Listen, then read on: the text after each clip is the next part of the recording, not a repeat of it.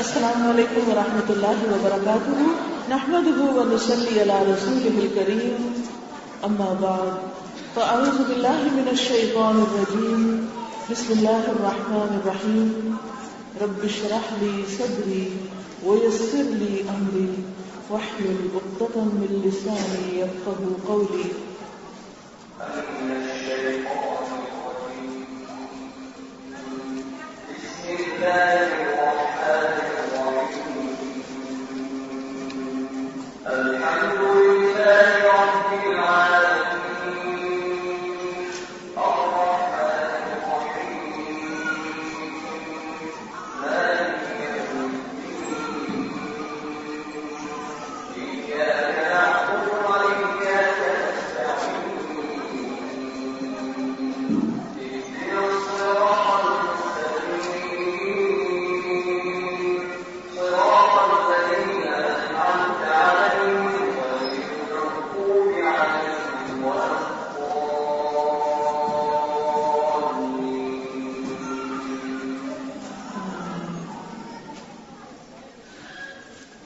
سبحان اللہ وبحمدہ عدد خلقہ ورضا نفسہ وزنۃ عرشہ ومداد کلماتہ۔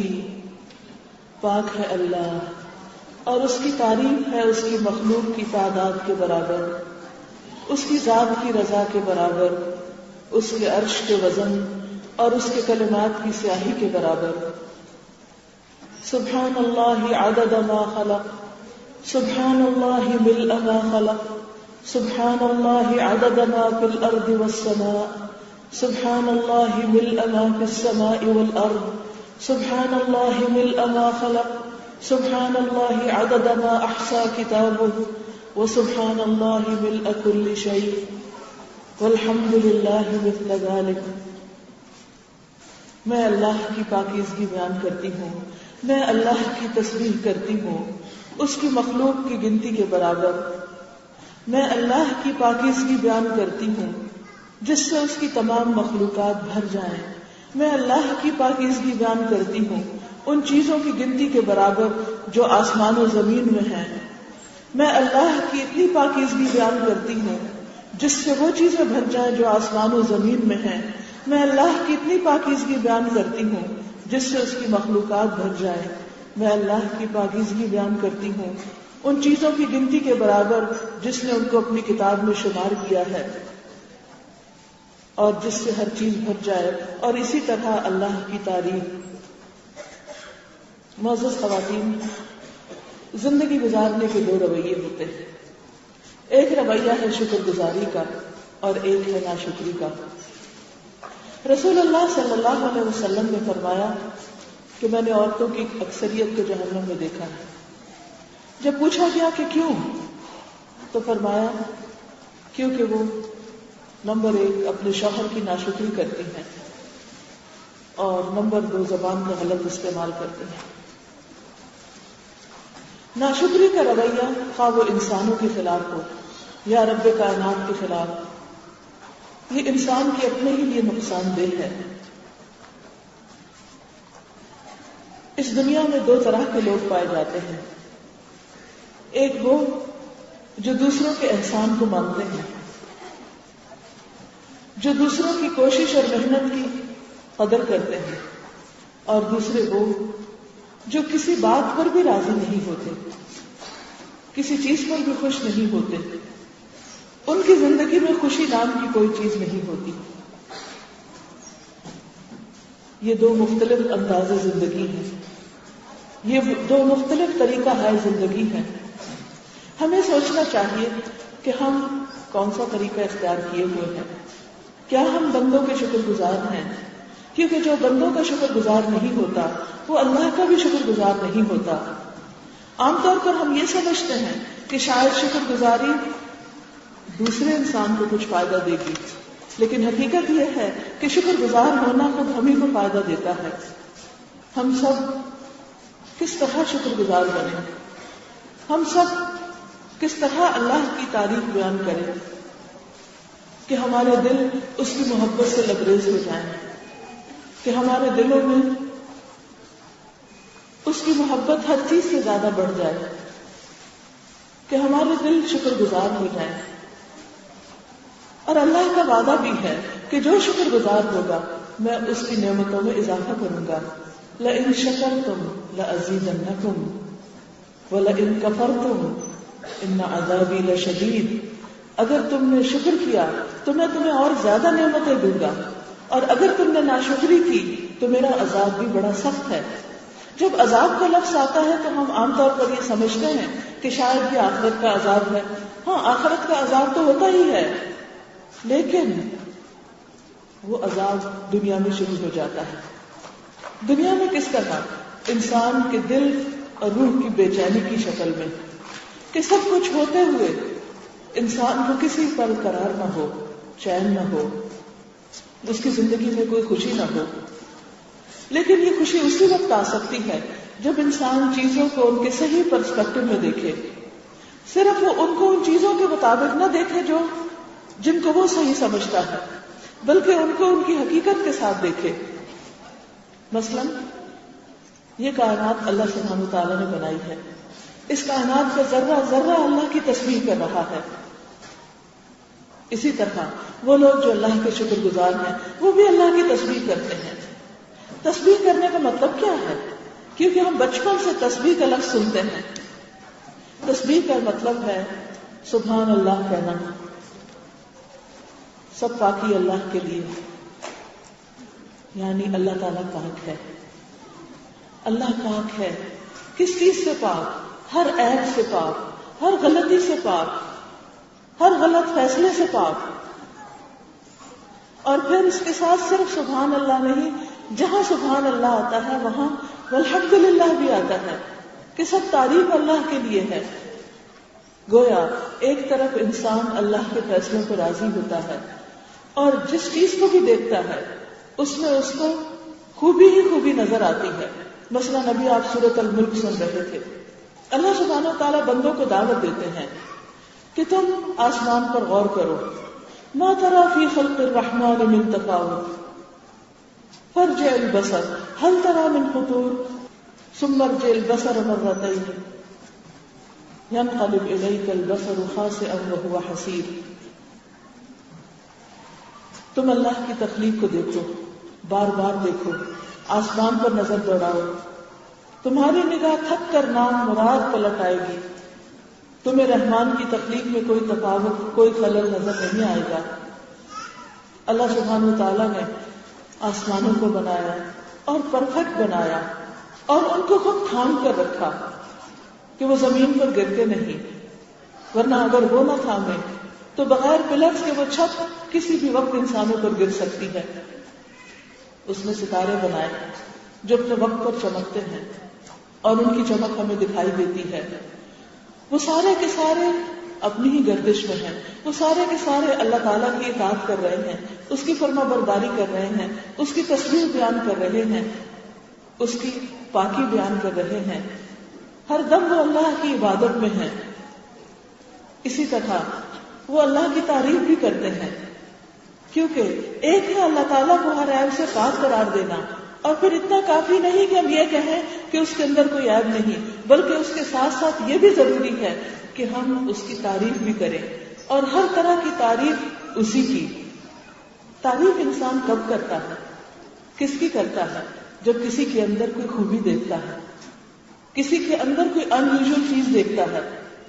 جب انسان اللہ سبحانہ وتعالیٰ کے سارے کمالات کو دیکھتا ہے، آسمان کے رنگوں کو دیکھتا ہے، صبح کا رنگ، دوپہر کا رنگ، شام کا رنگ، گرمیوں کے رنگ، سردیوں کے رنگ، مختلف بدلتے ہوئے موسموں کے ساتھ بدلتے ہوئے آسمان کے رنگ، پودوں کے رنگ، پھولوں کے رنگ، کائنات میں بکھرے ہوئے طرح طرح کے رنگ، تو اس کا دل ایک دم پکار اٹھتا ہے.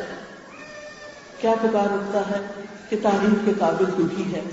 انسانوں نے بھی بہت سی چیزیں بنائی جن پر انسانوں کی بھی بڑی تعریفیں ہوتی ہیں، لیکن انسانوں کا کوئی کام کمی سے خالی نہیں. پرفیکشن صرف اللہ کی ذات کے لیے ہے.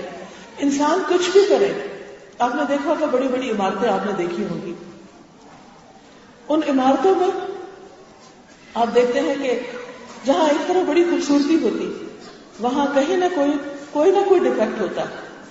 پھر ان چیزوں کے اوپر ان کے اندر ایسے ایسے خلل نکلتے ہیں اور پھر کچھ عرصے کے بعد وہ عمارتیں آؤٹ ڈیٹڈ ہو جاتی ہیں، آؤٹ آف فیشن ہو جاتی ہیں، رہنے کے قابل نہیں رہتی، پرانی ہو جاتی ہیں، رونق کھو دیتی ہیں، کشش کھو دیتی ہیں. لیکن آسمان جو اول روز سے ہم دیکھتے ہیں، کبھی آپ نے محسوس کیا کہ اس کے اندر بھی کبھی انسان کے لیے اس میں کوئی کشش کم ہوئی ہو؟ کبھی ایسا ہوا کہ آپ دیکھیں کہ آسمان کو دیکھ دیکھ کے بور ہو گئے، اب مزید دیکھنے کو دل نہیں چاہتا؟ کبھی ایسا نہیں ہوتا. صبح کو دیکھیں، دوپہر کو دیکھیں، شام کو دیکھیں، رات کو دیکھیں، جب دیکھیں اس کی اٹریکشن اپنی جگہ بحال ہوتی ہے. اسی طرح جتنے پھول، پھل اور پودے ہیں، کبھی آپ دیکھیں کینوں کے باغ کے پاس سے آج کل ہر طرف لدے ہوئے باغات ہیں. کبھی آپ یہ کہہ سکتے ہیں ہاں پہلے بھی دیکھا ہوا، اب ان کو کیا دیکھنا؟ کیا ان کی کشش ختم ہو جاتی ہے؟ کبھی بھی نہیں. انسانوں کی بنائی ہوئی چیزوں کے اندر کشش ختم ہو جاتی ہے، لیکن اللہ کی بنائی ہوئی چیزوں میں کشش ختم نہیں ہوتی. اور بار بار دیکھنے پر بھی نگاہ تھکتی نہیں، ان کو دیکھ کر ایک سکون کا احساس ہوتا ہے. آسمان کو دیکھیں، ستاروں کو دیکھیں، درختوں کو دیکھیں، پھولوں کو دیکھیں، پھلوں کو دیکھیں، اس کی بنائی ہوئی کائنات کو دیکھیں، حتیٰ کہ وسیع صحراؤں کو دیکھیں جہاں ریت کے سوا کچھ نہیں ہوتا، لیکن ان کا حسن بھی آپ کو اپنی طرف متوجہ کرتا ہے. اللہ تعالیٰ نے جو کچھ بھی بنایا ہے، جہاں بھی بنایا ہے، بہت ہی خوبصورت بنایا ہے. لہذا بندے کا کام کیا ہے کہ جب ان کو دیکھے تو اللہ کی تعریف بیان کرے. ہم انسانوں کو دیکھتے ہیں، معصوم بچوں کو دیکھتے ہیں، ایک ایک اس کو دیکھتے ہیں، ایک ایک چیز کو آپ دیکھیں تو آپ کو اللہ سبحانہ وتعالیٰ کے کمالات نظر آئیں گے. لیکن ایک دوسرا رویہ بھی ہوتا ہے، اور وہ یہ کہ انسان کو کائنات کی خوبصورتی نظر نہیں آتی کیونکہ اس کی اپنی آنکھ میں حسن نہیں. وہ حسن ہر طرف بکھرا ہوا ہے، وہ نور ہر طرف پھیلا ہوا ہے، لیکن اس کی اپنی آنکھ کا نور نہیں، اس کے دل میں نور نہیں. تو جس نگاہ میں نور نہیں ہوتا، جس نگاہ میں روشنی نہیں، جس دل میں روشنی نہیں، اسے باہر کہیں کچھ نظر نہیں آتا اور کچھ اچھا نظر نہیں آتا. اندھیرے میں سارا حسن چھپا ہوا ہے. تو دل کے یہ اندھیرے دور ہوں گے تو رب کائنات کی ساری عظمت سامنے آئے گی اور پھر بے اختیار اس کی تعریف پکار اٹھیں گے. جب انسان ان چیزوں کے اندر اللہ تعالیٰ کی خوبی اور کمال کو دیکھتا ہے تو لازماً اس کے دل کے اندر اللہ کی محبت پیدا ہوتی ہے. جب اللہ کی محبت پیدا ہوتی ہے اور اللہ کی عظمت دل میں آتی ہے اور اللہ پر یقین اور اعتماد بڑھتا ہے تو پھر انسان کے زبان سے اللہ کی پروقت تعریف نکلتی ہے. سبحان اللہ و بحمدہ، سبحان اللہ العظیم، سبحان اللہ والحمد للہ ولا الہ الا اللہ واللہ اکبر ولا حول ولا قوة الا باللہ لا الہ الا اللہ. پھر اس کی زبان پر اللہ کا ذکر خود بخود وارد ہو جاتا ہے، پھر کسی کو یاد دہانے کی بھی ضرورت نہیں رہتی. لیکن جب ہماری نگاہ کام نہیں کرتی، جب وہ کائنات میں پھیلے ہوئے اللہ کے کمالات کو نہیں دیکھتی تو پھر ہمیں کیا نظر آتا ہے؟ ہر چیز کے اندر خابیاں نظر آتی ہیں، ہماری سوچ بھی منفی ہو جاتی ہے اور اللہ کی تعریف کی بجائے پھر اللہ کے فیصلے اور اللہ کی چیزوں پر اعتراض ہونے لگتے ہیں. یہ ایسے کیوں بنایا، یہ ایسے کیوں ہے، یہ چیز کیوں ہے. اچھی چیزیں پھر کم نظر آتی ہیں اور خراب چیزیں زیادہ نظر آتی ہیں. نتیجتاً نہ زبان سے ذکر نکلتا ہے، نہ دل اللہ کو یاد کرتا ہے، اور نہ ہماری زبان سے پھر شکر کے کلمات ادا ہوتے ہیں، اور دل کے اندر بھی ایک مایوسی اور ایک غم کی کیفیت ہوتی ہے، اور زندگی میں کوئی اسپارک نہیں ہوتا، کوئی رونق نہیں ہوتی، کوئی خوشی نہیں ہوتی، کوئی امنگ نہیں ہوتی. خود اپنے لیے بھی بوجھ، ڈپریشن کا شکار، دوسروں کے لیے بھی ایک بوجھ. نہ اپنی ترقی کے لیے کچھ کرتے ہیں اور نہ دوسروں کے کچھ کام آتے ہیں. لہذا یہ بے حد ضروری ہے کہ ہم اپنی سوچ کو بدلیں، سوچ کے زاویوں کو بدلیں، چیزوں کے اندر اللہ کا ڈالا ہوا حسن دیکھیں اور پھر اللہ کے شکر گزار ہوں، اور اس شکر گزاری پر اس دنیا کی زندگی کو بھی انجوائے کریں اور آخرت کو بھی انشاءاللہ. دوسرا رویہ جو عام طور پر انسانوں کے بارے میں ہوتا ہے کہ بعض لوگ ایسے ہوتے ہیں کہ وہ ہر انسان کے بارے میں منفی سوچ رکھتے ہیں. وہ جس کو دیکھتے ہیں تو اس کی یا تو شکل میں خامیاں ڈھونڈتے ہیں، یا عقل میں اس کی کوئی خرابی ڈھونڈتے ہیں، یا اس کی بات میں، یا اس کے کام میں. ان کو دوسروں کے اندر کوئی بھلائی نظر آتی ہی نہیں. وہ ہر ایک کے اندر کوئی نہ کوئی خامی تلاش کر لیتے ہیں. یہی وجہ ہے کہ آپ نے دیکھا ہوگا کہ بعض لوگوں کے پاس جب آپ بیٹھتے ہیں تو یا تو وہ دوسروں کی شکل پہ بات کر رہے تھے، فلاں کا ناک ایسے ہے، فلاں کے بال ایسے ہیں، فلاں کا رنگ ایسا ہے، اس کا قد ایسا ہے، اس کی فزیک ایسے ہے، اس کو تو کپڑے پہننے کا ڈھنگ نہیں، اس کا لباس ایسا ہے، اس کو تو پکانے کا ڈھنگ نہیں، اس کی تو چال ایسی ہے. وہ ہر وقت ان کی صرف خامیاں دیکھتے ہیں. نتیجہ کیا ہوتا ہے؟ ان کے دلوں میں صرف کڑن اور جلن آتی ہے اور وہ صرف پریشان رہتے ہیں اور انہیں ہر چیز میں خامی نظر آ رہی ہوتی ہے. ہر وقت کریٹیسائز، تنقید. اب جب یہ تنقیدی ذہن بن جاتا ہے اور انسان ہر ایک کے اوپر تنقید کر رہا ہوتا ہے تو ایسے لوگوں سے سب بھاگنے لگتے ہیں، کوئی ان کی طرف نہیں جاتا. پھر ہم کہتے ہیں کہ دوسروں میں خامی ہے، وہ خراب ہے جو ہم سے بھاگ رہے ہیں، ہم اپنی جگہ پرفیکٹ ہیں، اور اپنی عقل پہ ناز کرتے کہ دیکھو مجھے ہر ایک پر کتنی تنقید کرنی آتی، میں تو اس کو بھی سیدھا کر دوں گی اور وہ بھی، میں اس کو اپنے جوتے کی نوک پہ نہیں رکھتی، اور فلاں ایسا اور فلاں ایسا ہے. تکبر بھرے ایسے ایسے جملے بولتے ہیں کہ جن کی کوئی انتہا ہی نہیں. ایک مرتبہ نبی صلی اللہ علیہ وسلم نے لوگوں کو یہ تلقین کی کہ لوگوں تکبر سے بچنا. تو کسی نے آپ سے پوچھا کہ اگر کسی کے جوتے میں 2 تسمے ہوں، یعنی زیادہ اچھا جوتا ہو، ہم نے دیکھا تھا نا ایک تسمہ تو بند کرنے کے لیے تو، اور ایک اوپر وہ اس کی گو سے بنی ہوئی ہوتی ہے اور وہ خوبصورتی کے لیے بھی ہوتا ہے، زیادہ قیمتی جوتا ہوگا. تو اگر کوئی شخص ایسا جوتا پہنے تو کیا وہ متکبر ہے؟ آپ نے فرمایا نہیں.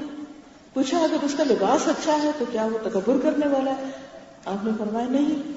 پوچھا اگر اس کے پاس سواری ہے، یعنی جیسے آج کے دور میں اگر کسی کے پاس گاڑی ہے اور عمدہ گاڑی ہے اور اس کو بیٹھ کے خوش ہوتا ہے کہ الحمدللہ کہ اللہ نے مجھے یہ نعمت دی ہے، تو کیا وہ تکبر کر رہا ہے؟ فرمایا نہیں. تو پھر پوچھا کہ تکبر ہے کیا؟ فرمایا غمط الناس و بطر الحق، لوگوں کو حقیر سمجھنا اور حق کا انکار کرنا. جب کوئی سچی بات، اللہ کی بات، دین کی بات، خدا رسول کی بات اس کے پاس آئے تو وہ اس کو قبول نہ کرے، اس کا انکار کر دے، اور اس کے ساتھ ساتھ دوسروں کو اپنے سے حقیر سمجھے. ہم سب کو اپنے دل کا جائزہ لینے کی ضرورت ہے کہ کیا ہمیں دوسروں کے اندر خوبیاں زیادہ نظر آتی ہیں یا خامیاں زیادہ نظر آتی ہیں.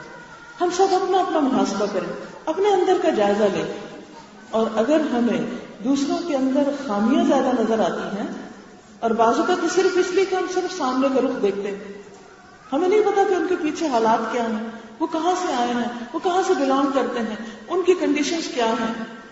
نتیجتاً ہم ان کو اپنے سے حقیر سمجھنے لگتے ہیں.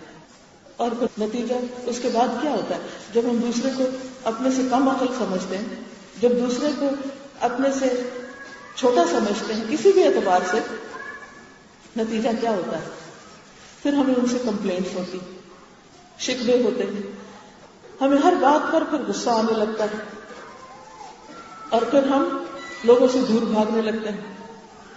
اب آپ خود سوچیں، اگر آپ اس رویے کے ساتھ اپنے گھر میں رہ رہے ہیں کہ آپ کو اپنے ماں باپ سے بھی شکایات ہیں، آپ کو اپنے بہن بھائیوں سے بھی شکایات ہیں، آپ کو اپنے شوہر سے بھی شکایت ہے، آپ کو اپنے بچے سے بھی شکایت ہے، آپ کو اپنے ہمسائے سے بھی شکایت ہے، آپ کو اپنے ملک کے سیاستدانوں سے بھی شکایت ہے، آپ کو ریلیجس لیڈر سے بھی شکایت ہے، آپ کو دنیا کے ہر بندے سے شکایت ہے، اور آپ ہر وقت یا تو جیسا خود کڑتے ہیں اندر دل جلتا رہتا ہے، یا پھر لوگوں کے ساتھ وہی باتیں کرتے رہتے ہیں.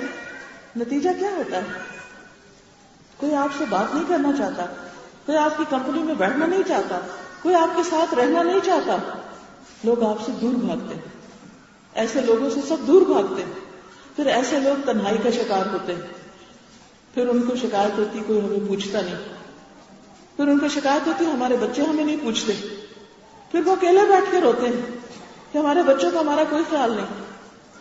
پھر انہیں شوہر سے شکایت ہوتی کہ وہ ہمارا خیال نہیں رکھتا، پھر انہیں اوروں سے شکایت ہوتی. نتیجہ کیا ہوتا ہے؟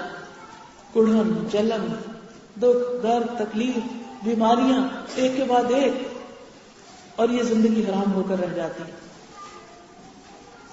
پھر اس کے بعد ایک اور چیز ہم لوگوں کے ساتھ کیا کرتے ہیں کہ ان کو پھر اگر کسی کے اندر کوئی خوبی نظر بھی آتی ہے تو پھر ہم اس کو بس صرف کمپیریزن کے لیے رکھ لیتے ہیں. مثلا کسی کے بچے میں کوئی چیز اچھی نظر آئی، پھر سارا وقت بچوں کو تانے دیں گے، وہ تمہارا کزن تو یہ پڑھ رہا ہے، تم کیا کر رہے ہو، تم آوارہ پھر رہے ہو، وہ تمہارا دوست دیکھو کیا بن گیا اور تم کیا بنے، وہ تمہارا خالو اور چچا اور ماموں کیا تھا اور تم کیا ہو. ایسی منفی باتوں سے بچے کیا کرتے ہیں؟ وہ ایک نہیں سننا چاہتے، وہ بہرے بن جاتے ہیں، بے حس ہو جاتے ہیں. ہم دن رات ان کو ڈسکریج کرتے رہتے ہیں، ان کا کانفیڈنس ختم ہو جاتا ہے، وہ زندگی میں کچھ کرنے کے قابل نہیں رہتے، وہ کسی کو منہ دکھانے کے قابل نہیں رہتے، وہ اندر ہی اندر کٹتے اور گھٹتے رہتے ہیں، نتیجتاً نشے کا شکار ہو جاتے ہیں. وہ پناہ ڈھونڈتے تو کہاں، نشے میں جا کے ڈھونڈتے ہیں، کیونکہ ان کو کہیں سے بھی کوئی تعریف نہیں ملتی، ان کو کوئی اپریسیشن نہیں ملتی. خرابی کہاں سے آئی؟ ہمارے رویوں سے آئی، ہمارے اخلاق سے آئی. اور ماں کا اس میں بہت بڑا رول ہے. اکثر نوجوان بچوں کو ماں باپ سے شکایت ہوتی ہے. ٹھیک ہے، اس میں ان کی نوجوانی کا بھی کچھ ہاتھ ہوتا ہے کہ ان کی سوچ ڈفرنٹ ہوتی ہے، لیکن اس میں کچھ ماں باپ کا بھی قصور ہوتا ہے. ہم سمجھ لیتے ہیں ہم ماں باپ ہیں، عزت اور احترام کے لائق ہیں، ہم جھوٹ بولیں تو بھی بچے ہماری عزت کریں، ہم غلط کام کریں تو بھی بچے ہماری عزت کریں. نہیں، بچے جب باشعور ہو جاتے ہیں تو وہ ہماری غلط باتوں پہ ہماری عزت نہیں کر سکتے. ہم صرف ماں باپ ہونے کی دھمکی نہیں دے سکتے، ہم صرف ماں باپ ہوتے ہوئے ڈیمانڈ نہیں کر سکتے. بہت ضروری ہے کہ ہم ماں باپ اپنے رویوں پر غور کریں کہ ہم کیا کر رہے ہیں، اور لوگوں میں کمپیرزن چھوڑ دیں. اس طرح کے کمپیرزن سے زندگی حرام ہو جاتی ہے. مثلا بعض اوقات ہم اپنے شوہر کا اپنے دوسرے کسی اس کے بہن بھائی سے کمپیرزن، یا خاندان میں کوئی اور جو لوگ ہیں ان سے دوسرے کپلز کے ساتھ کمپیرزن کرنے لگتے ہیں، اور پھر ان کا سوچ سوچ کے ہم غمگین ہوتے رہتے ہیں کہ فلاں تو اپنے بچوں کا اتنا خیال رکھتا ہے، فلاں اتنا کما کے لاتا ہے، فلاں تو اپنی بیوی کو حج پر لے گیا ہے، فلاں نے تو ایسا اور ایسا گھر میں فرنیچر ڈلوا کے دیا ہے، اور ہمارا شوہر تو کچھ بھی نہیں کرتا. اور ہمیں اس وقت یہ بھول جاتا ہے کہ جو کچھ وہ کرتا ہے ہو سکتا ہے وہ کسی دوسرے کے شوہر نہ کرتا. اسی لیے کہتے ہیں کہ دنیا کے معاملے میں اپنے سے نیچے والوں کو دیکھو، اور دین کے معاملے میں اپنے سے اوپر والوں کو دیکھو، تب شکر گزاری آئے گی. لہذا اگر ہم چاہتے ہیں خوشحال زندگی تو ہمیں کرٹیسائزنگ چھوڑنی ہوگی. کریٹیک نہیں بننے کے لیے ہم کو کہا گیا. لست علیہم بمسیطر، اللہ نے ہمیں کسی پر مسلط نہیں کیا. ہمارا فرض ہے انما انت مذکر، کہ آپ کسی کو اچھی سی بات بتا دیں، نصیحت کر دیں، سمجھا دیں، لیکن سر پہ سوار نہ ہو. خود اپنے بچوں کے سر پہ بھی سوار ہونے کی ضرورت نہیں. ان کو بھی تبلیغ کرنے، ان کو بھی سمجھانے میں حکمت سے کام لیں، لیکن کسی کے پیچھے نہ پڑیں اور لوگوں میں مقابلہ نہ کریں، نہ اپنے بچوں کا کسی سے کریں. مثلا بعض بچے ہو سکتا ہے کہ آپ کو اللہ تعالیٰ نے اسپیشل بچے دیے ہوں، اسپیشل دونوں اعتبار سے. بعض اسپیشل بچے ایسے ہوتے ہیں کہ جن کی ذہنی ترقی اتنی نہیں ہوتی، اسپیشل کیسز کے وہ بول نہیں صحیح سکتے، دوسرے بچوں کے ساتھ برابر کا پڑھ نہیں سکتے، یا کوئی اور. ایسے میں بعض اوقات مائیں رو رو کر اپنے آپ کو بلا دیتی ہیں اور ہر بات میں کمپیریزن کر رہی ہوتی ہے کہ وہ اس کے ساتھ یہ فلاں فلاں بچے جو ہیں وہ اتنا آگے نکل گئے، اور یہ پھرے، اور یہ تو کچھ بھی نہیں کر رہا، اور یہ تو پیچھے رہ جائے گا، اور پتہ نہیں اس کا کیا بنے گا. ایک بات سوچ لیجئے کہ یہ اللہ کا فیصلہ تھا کہ اس نے آپ کو چنا، آپ کی گود کو چنا اس اسپیشل بچے کے لیے، کیونکہ وہ بھی اللہ کی کریشن کا ایک انداز ہے، وہ بھی اللہ کی تخلیق ہے. اس نے ایسے بچے پیدا کرنے تھے، اس نے کیے اور آپ کی گود میں دے دیے. آپ اس کو اللہ کی امانت سمجھ کے پال رہے ہیں. اگر بڑے ہو کر بھی آپ کو اس کو ایک خاص طریقے سے ریز کرنا پڑ رہا ہے تو ناراض نہ ہو اللہ سے. آپ سوچے اچھا اللہ نے مجھے چنا اپنی اس تخلیق کے لیے. اسی طرح کچھ اور طرح کے بہت ہائیلی انٹیلیجنٹ بچے بھی اسپیشل ہوتے ہیں، ان کی نیڈز بھی ٹوٹلی ڈفرنٹ ہوتی ہیں، وہ عام میڈیاکر بچوں سے مختلف ہوتے ہیں، وہ بھی اپنے ماں باپ کو بعض اوقات بہت تنگ کرتے ہیں اور پریشان کرتے ہیں، ان کی ڈیمانڈز بھی بہت زیادہ ہوتی ہیں. اس پر بھی ہمیں صبر سے کام لینے کی ضرورت ہے. اللہ نے ماں کے قدموں میں اس لیے نہیں جنت رکھی کہ بس وہ صرف پیدا کر دے اور چھوڑ دے. جو اس کی بچوں کی تربیت میں صبر اور برداشت سے جتنا وہ کام لیتی ہے، وہ سارا کچھ ماں کے لیے اجر لکھا جاتا ہے. لہذا اگر آپ پرسکون زندگی چاہتے ہیں تو اپنے بچوں کو دوسروں کے بچوں سے کمپیئر نہ کریں. ہاں، سیکھنے کے لیے ضرور کہ اگر دوسرے کا بچہ آگے جا رہا ہے، اس نے قرآن بھی حفظ کر لیا اور اسکول میں بھی گریڈز اچھے لے رہا ہے، تو آپ یہ ضرور جانیں کہ اچھا اس نے کیسے یہ کام کیا، تاکہ آپ بھی اپنے بچے کو کروا سکیں. لیکن دل میں اس کی نعمت پر غمگین نہ ہو کہ اچھا اس کے بچے نے تو کر لیا ہے، میرا پیچھے رہ گیا، اور آپ حسد شروع کر دیں، اور جب اس بچے کا ذکر آئے تو آپ کو تکلیف ہونے لگے. نہیں، اس کی نعمت پر بھی خوش ہوں کہ شکر ہے اللہ کا، اگر میرا نہیں کر سکا اس کا تو کر گیا، اس کو تو یہ نعمت مل گئی. جب آپ دوسروں کی خوشی پر خوش ہوں گے تو اللہ تعالیٰ آپ کو بھی خوش کر دے گا، اللہ آپ کو بھی نعمتیں دے گا، کیونکہ یہ اللہ کا وعدہ ہے، لئن شکرتم لأزیدنکم۔ پھر اسی طرح بعض اوقات جب ہم کمپیریزن کرتے ہیں تو پھر ہم کمپٹیشن میں پڑ جاتے ہیں، جب کمپٹیشن میں پڑتے ہیں تو پھر زندگی کے مقاصد بھول جاتے ہیں کہ ہمیں اللہ نے کس خاص کام کے لیے پیدا کیا تھا۔ اچھا، یہ کمپٹیشن کس میں ہوتا ہے؟ اگر نیکیوں میں ہو تو بہت ہی اچھا، لیکن ہم نیکیوں میں کمپٹیشن نہیں کرتے، ہم کس میں کرتے ہیں؟ کپڑوں میں کرتے ہیں، گھروں میں کرتے ہیں، فرنیچر میں کرتے ہیں، اور ضرورت کی چیزوں میں، دنیا کی چیزوں میں کرتے ہیں، لیکن آخرت کے بارے میں نہیں کرتے، نیکیوں میں آگے نکلنے کے لیے کمپٹیشن نہیں کرتے۔ حالانکہ ہمیں کیا حکم دیا گیا تھا؟ فاستبقوا الخیرات۔ جب ہم دنیا میں کمپٹیشن شروع کرتے ہیں، انہیلدی کمپٹیشن جب شروع ہوتا ہے کہ اچھا اس نے یہ کپڑا پہن لیا، یہ ڈیزائن پہن لیا، میں بھی پہن کے چھوڑوں گی۔ اب پیسے نہیں ہیں، اب پیسے حاصل کرنے کے لیے ایک اور جدوجہد شروع ہو گئی، اب وہ پیسے ہاتھ آ گئے، پھر وہ چیز خرید کے پھر ہم پہنتے ہی رکھتے ہیں، پھر ہم ٹھنڈے ہوتے ہیں۔ لیکن آپ خود سوچئے کہ صرف اس ایک خواہش کو پورا کرنے کے لیے آپ نے کیا کچھ گنوایا۔ ہو سکتا ہے آپ نے اپنے بچوں کا وقت چرایا ہو۔ بچوں کا وقت چرانے سے مطلب یہ کہ جو ٹائم آپ کو ان کو دینا چاہیے تھا اس کام میں آپ پیسے کمانے میں لگے رہے۔ آپ سمجھتے ہیں کہ بچوں کو صرف پیسے دے کر آپ خوش کر دیں گے اور ان کی ساری ضروریات پوری ہو جائیں گی؟ نہیں، جو وقت آپ کو ان کو دینا ہے وہ آپ ہی کو دینا ہے۔ جو محبت آپ سے ان کو مل سکتی ہے وہ دنیا کی کسی دوسری چیز سے نہیں مل سکتی۔ پھر اسی طرح جب ہم کمپٹیشن کرنے لگتے ہیں تو پھر ایک اور چیز ہمارے اندر پیدا ہو جاتی ہے، اور وہ حسرتیں جو کہیں ختم نہیں ہوتی ہیں۔ جتنا بھی ہم کمپیٹ کر لیں، جب ہم ایک نقطے پہ پہنچتے ہیں تو پھر اگلا شروع ہو جاتا ہے، پھر اس سے اگلا شروع ہو جاتا ہے، کہیں بھی ختم نہیں ہوتا۔ قرآن پاک میں اللہ تعالیٰ فرماتے ہیں الہاکم التکاثر حتی زرتم المقابر کلا سوف تعلمون ثم کلا سوف تعلمون۔ الہاکم التکاثر، یہ کثرت حاصل کرنے کی خواہش نے تمہیں غفلت میں ڈال دیا، پھر ہم آخرت کے بارے میں غفلت میں پڑ جاتے ہیں، اور جب کوئی اپنی آخرت کو بھول جاتا ہے، اس اصل گھر کو بھول جاتا ہے، اس منزل کو بھول جاتا ہے، تو پھر اس کے پاس کچھ بھی نہیں رہتا، پھر وہ اپنے وقت کا صحیح استعمال نہیں کر سکتا۔ لہٰذا ہم سب اپنا جائزہ لیں کہ ہم کس چیز کے لیے دوڑ رہے ہیں، کیونکہ ہر شخص دوڑ رہا ہے اور ہر شخص کا قبلہ کچھ مختلف ہے، اور ہر شخص مختلف چیزوں کے لیے دوڑ رہا ہے۔ ہمارے خواہشات کیا ہیں، ڈیزائرز کیا ہیں، ہماری نیڈز کیا ہیں، ہم کیا چاہتے ہیں، ہم کس چیز کا شوق رکھتے ہیں، اور اس شوق کی ورتھ کیا ہے، اور اس کے لیے ہمیں قربانیاں کیا کرنی پڑ رہی ہیں۔ کہیں ایسا تو نہیں کہ ہم اپنی دنیا اور آخرت دونوں کو قربان کر کے اپنے شوق پورے کر رہے ہوں، اور پھر آخر میں اینڈ آف دا ڈے آخرت میں کوئی بھی چیز ہاتھ میں نہ آئے، کچھ بھی باقی نہ رہے، کچھ بھی حاصل نہ ہو۔ لہذا ہم سب کو اپنا اپنا جائزہ لینا ہے، ہم سب کو اپنے بارے میں سوچنا ہے کہ ہمیں کیا کرنا ہے، ہم کہاں کھڑے ہیں، اور ہمیں کس رخ پر جانا ہے۔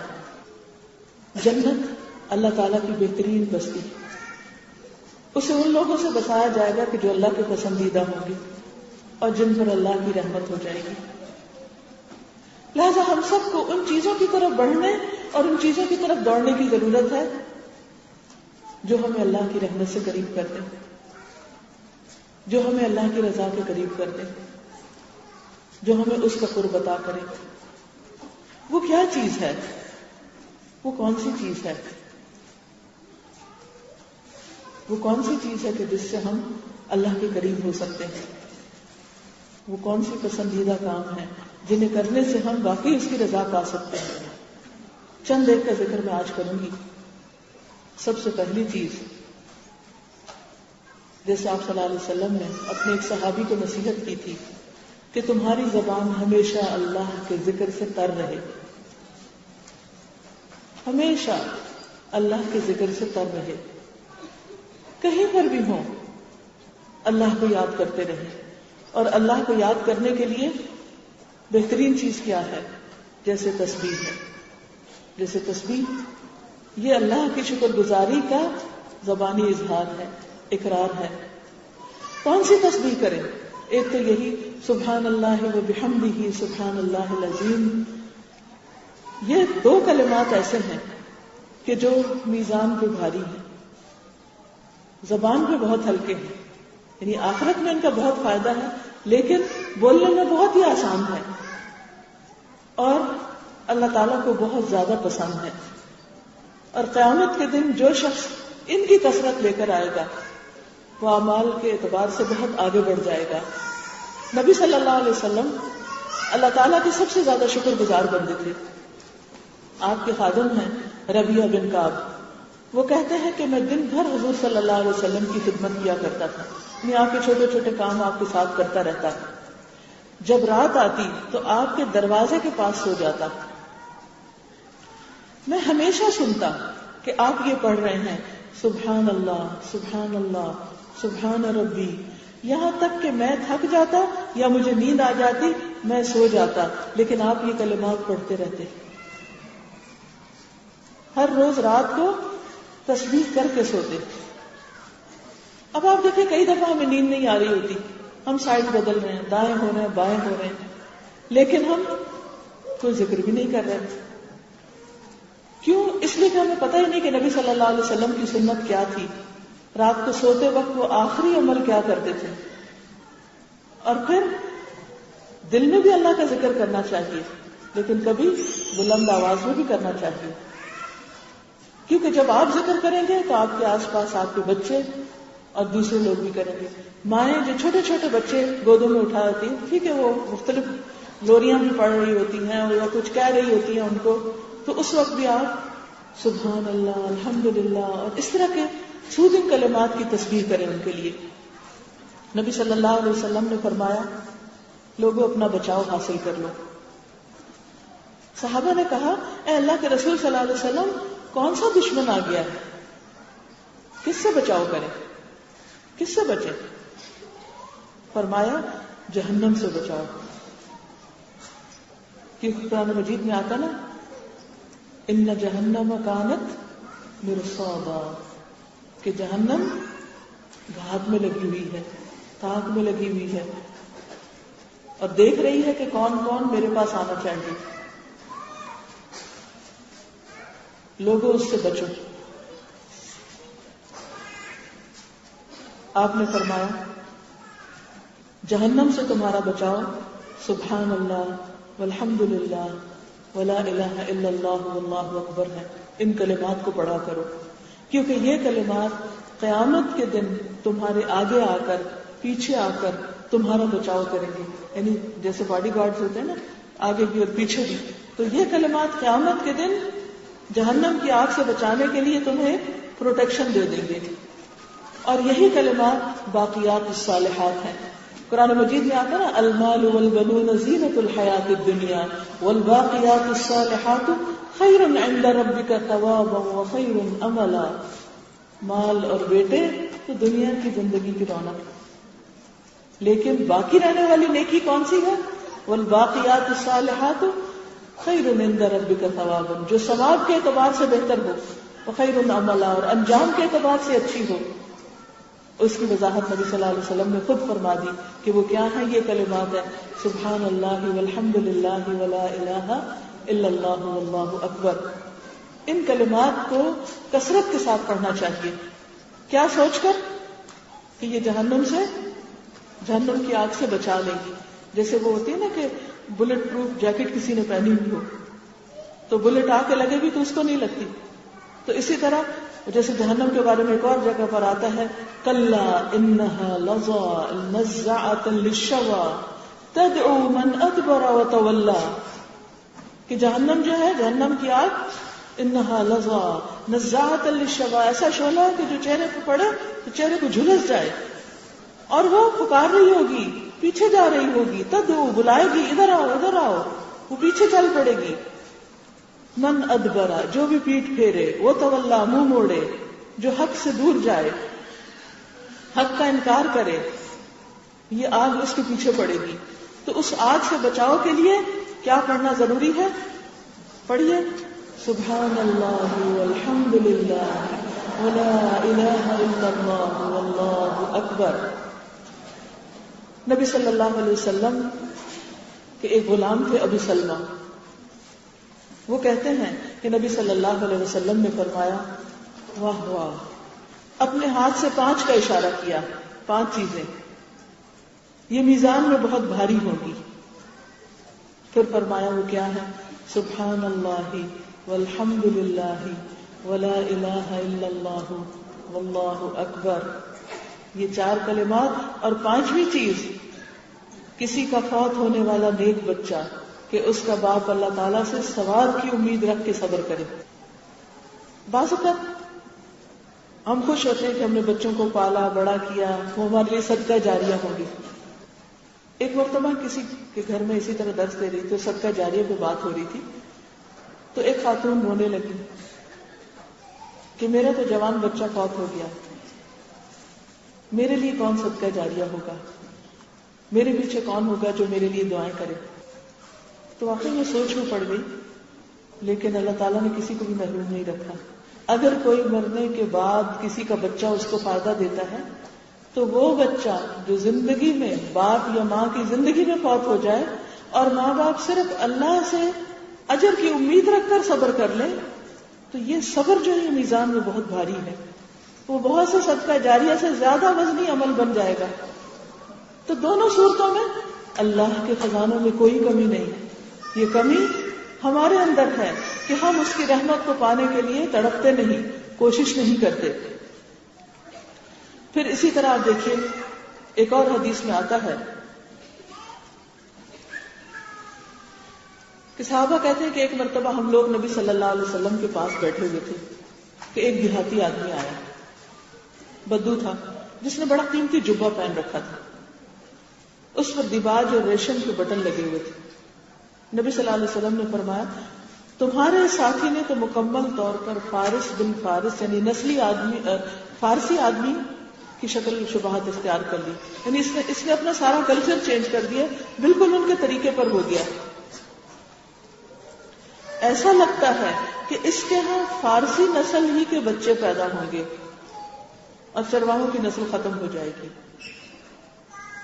اس سے کیا پتہ چلتا ہے؟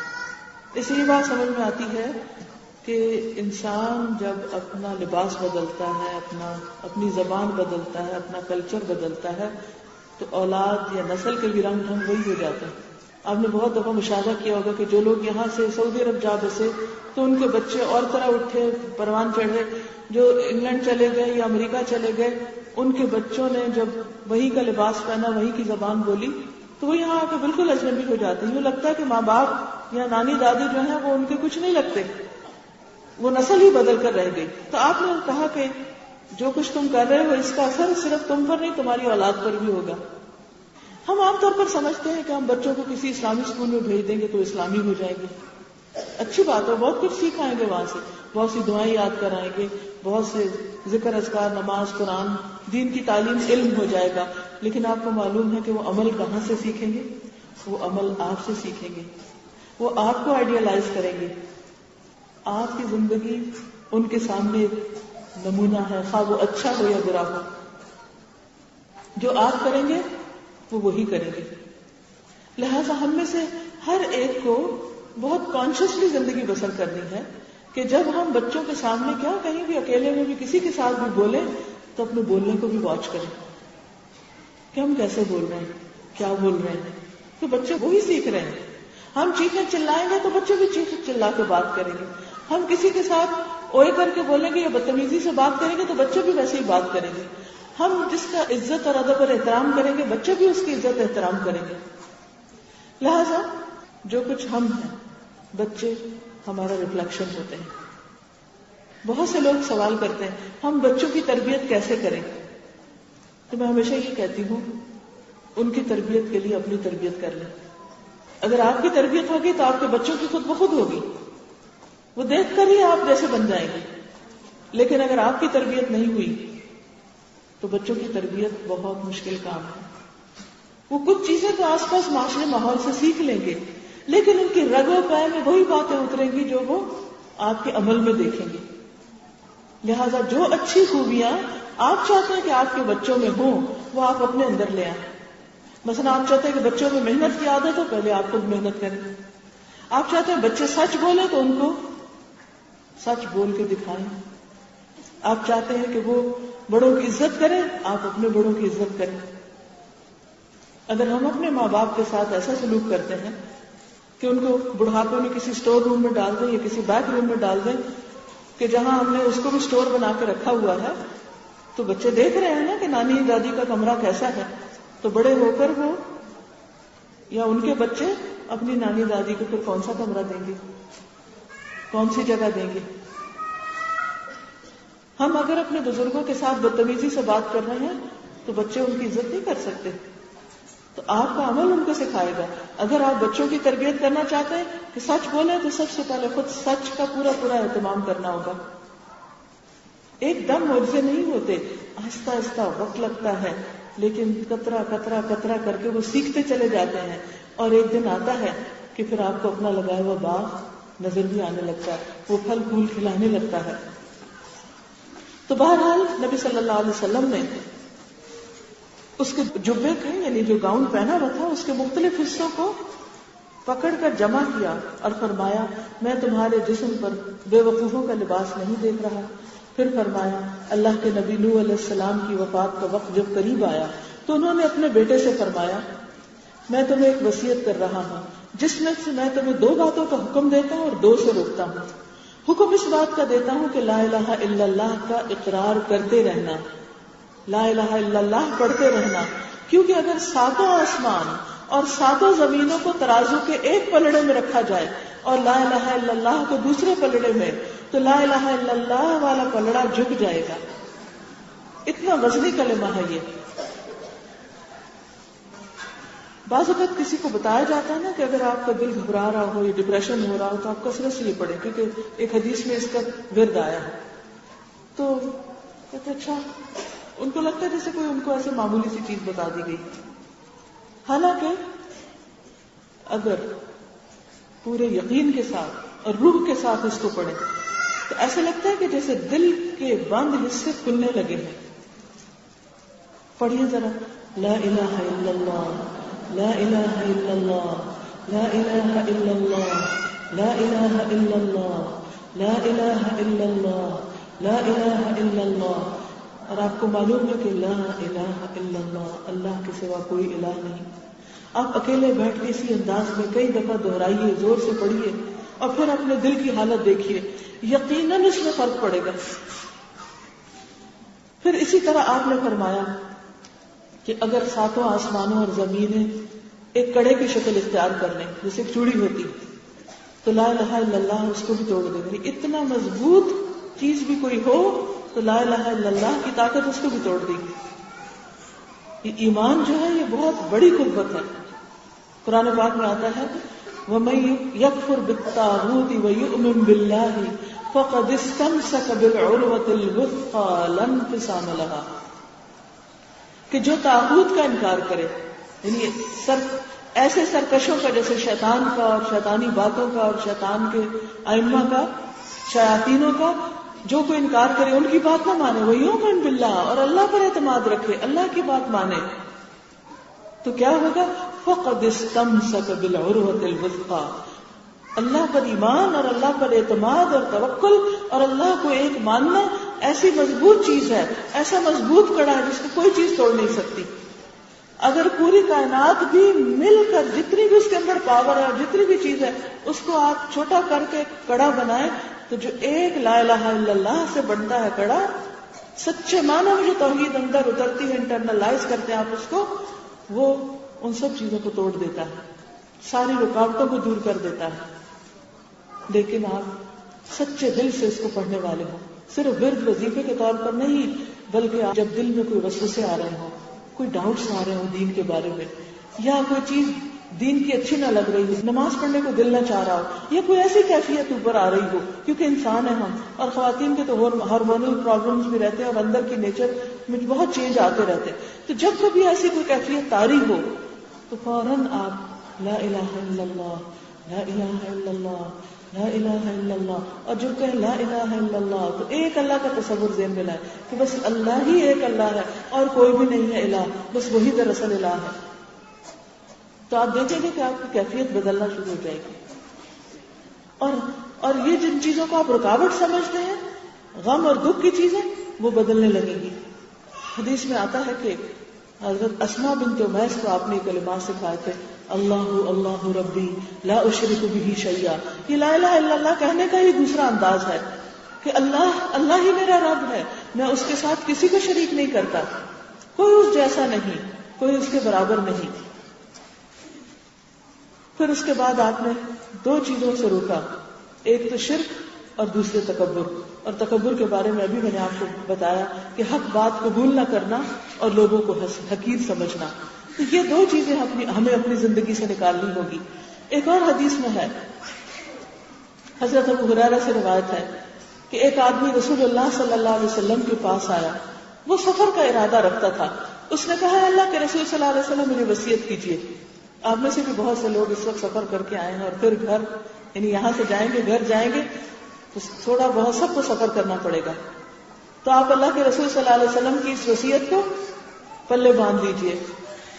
فرمایا میں تمہیں اللہ کا تقوی اختیار کرنے کے لیے کہتا ہوں، صرف اللہ سے ڈرو، سامنے بھی اور چھپ کر بھی.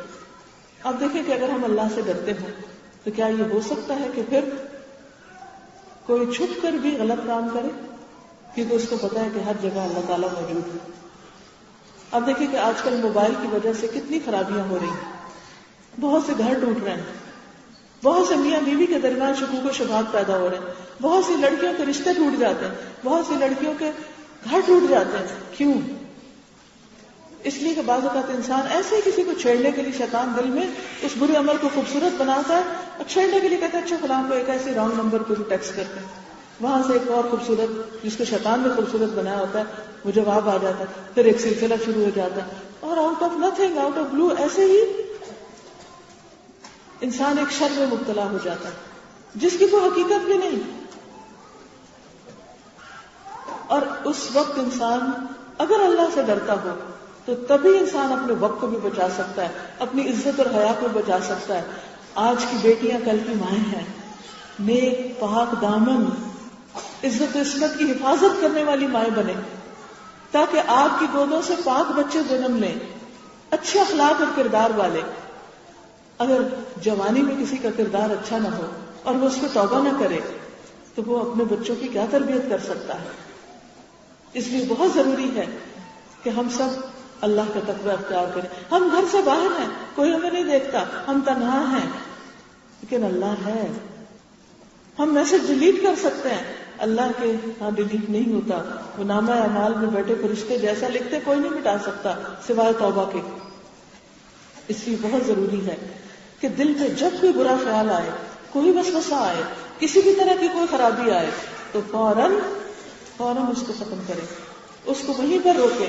اور اللہ کا ڈر ایسی پاورفل چیز ہے کہ جس کے سہارے انسان برائی سے باہر آ جاتا ہے. مثلاً ایک شخص کو بہت غصہ آ رہا ہے کسی پر، اس کا دل چاہتا ہے کہ وہ خوب دوسرے کو سنائے، لیکن وہ چپ ہو جاتا ہے، خاموشی اختیار کر لیتا ہے. کیا چیز اس کو خاموش کر سکتی؟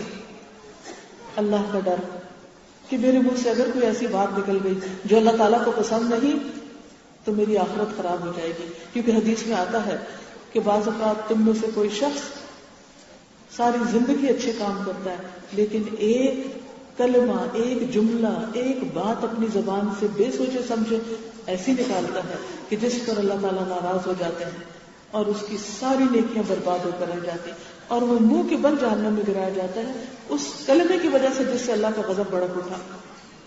تو بعض اوقات ہم بے سوچے سمجھے دوسروں کے اوپر ایسی باتیں کر دیتے ہیں، فلاں بڑا چور ہے، فلاں بڑا غدار ہے، فلاں تو بہت ہی خائن ہے، فلاں تو بہت رشوت لیتا ہے، فلاں ایسا فلاں. ہم نے تو دیکھا ہی نہیں، ہم نے صرف سنی سنائی باتوں سے امپریس ہو کر دوسرے کے بارے میں فتوے دینے شروع کر دیے. تو اللہ سے ڈرنا چاہیے. کسی کی شکل و صورت پہ بات نہ بنائے، کسی کا مذاق نہ اڑائے، کسی پہ ہنسے نہیں، کسی پہ تہمت نہ لگائے، کسی کے ساتھ زیادتی نہ کرے.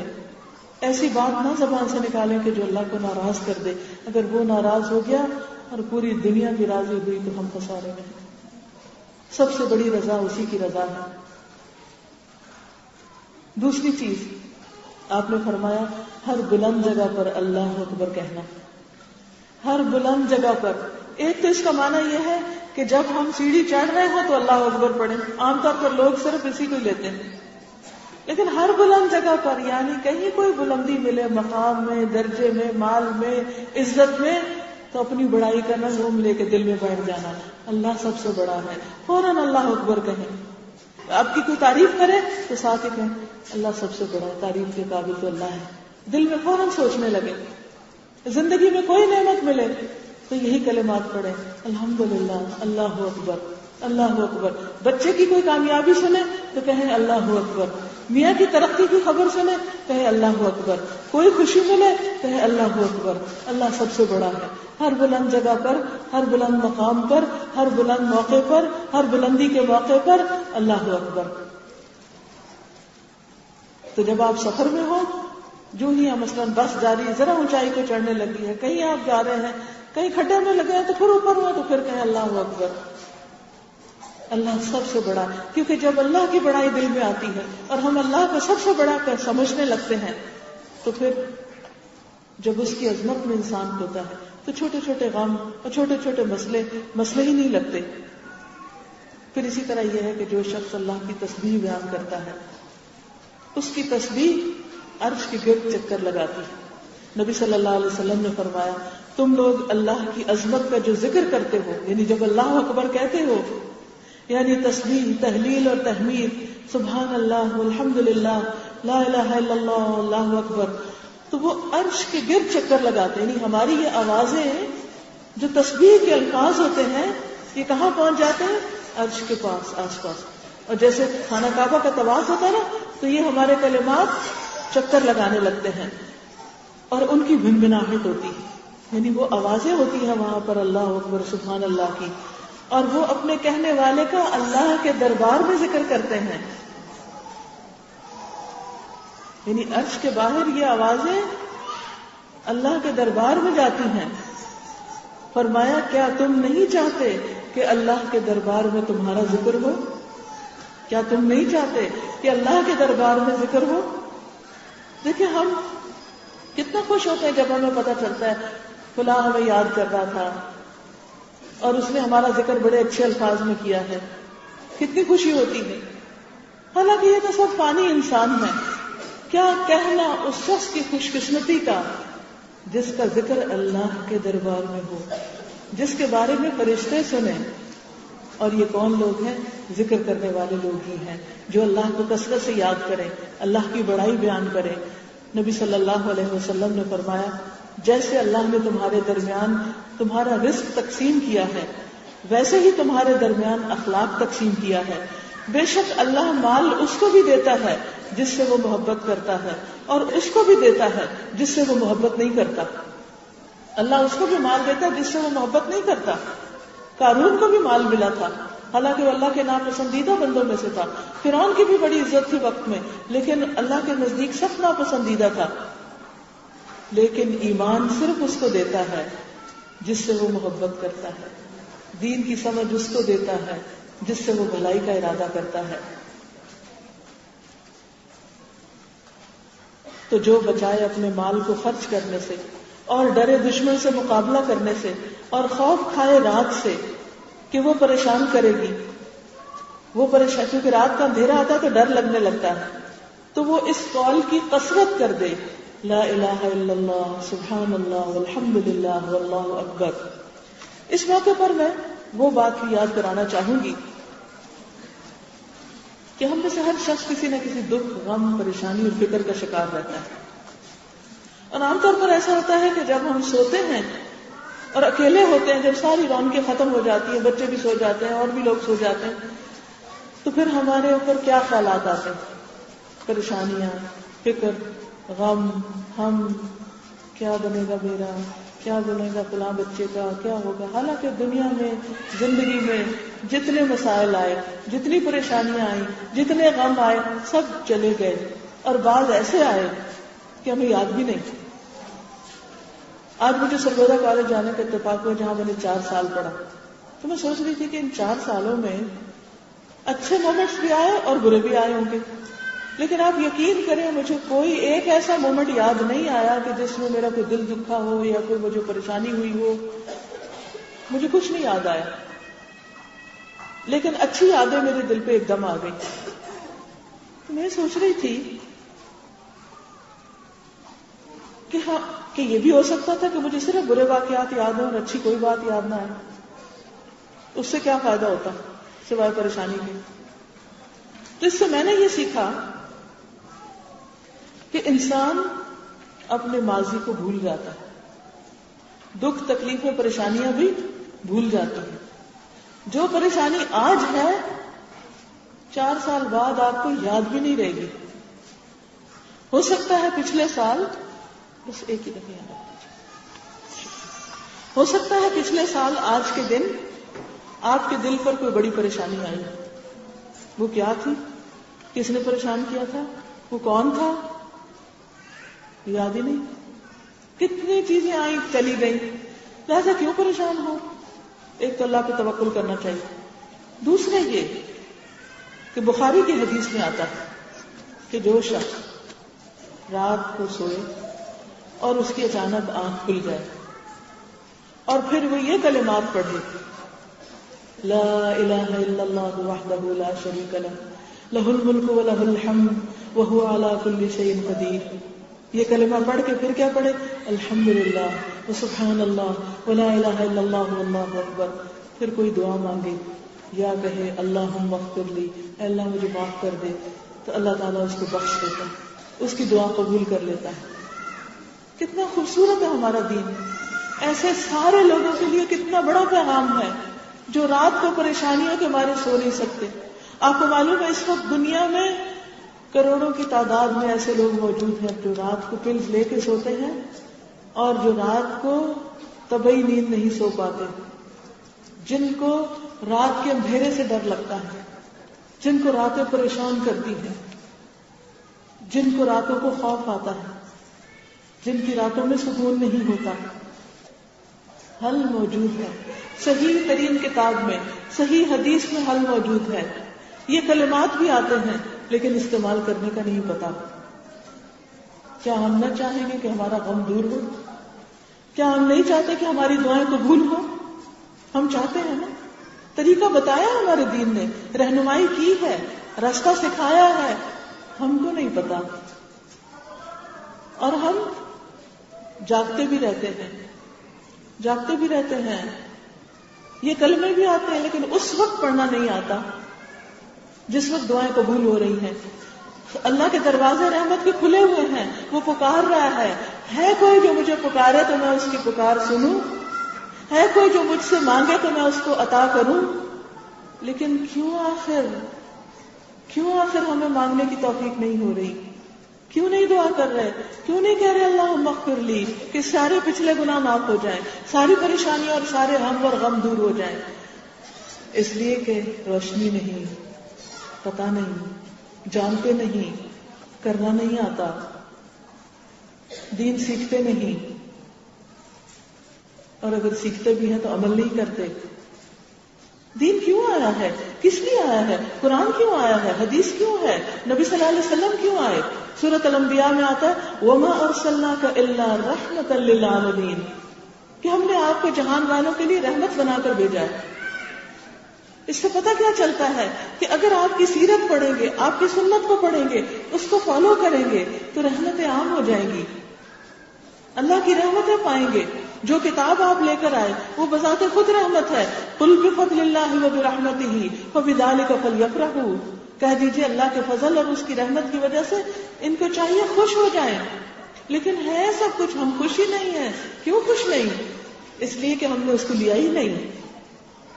اس لیے بہت ضروری ہے کہ ہم اپنے دین کو جانیں, اس کو سیکھیں, اس کو سمجھیں اور اپنا وقت لگائیں اس پر, تاکہ ہمارے دنیا کے غم بھی دور ہوں, دنیا میں بھی ہماری زندگی میں رحمتیں آئیں اور آخرت میں بھی رحمتیں ہوں. اور اس حدیث کے آخر میں یہ بھی آتا ہے کہ جو اس وقت اٹھے اور نماز پڑھے تو اللہ تعالیٰ اس کی نماز بھی قبول کر لیتے ہیں. تو یہ دعائیں, یہ کلمات پڑھ کے, اللہ کی تسبیح پڑھ کے, یا تو لیٹے لیٹے ہی اپنے لیے دعا کر لیں یا اٹھے اور نماز پڑھ لیں. دونوں کی قبولیت کا وعدہ ہے, وعدہ.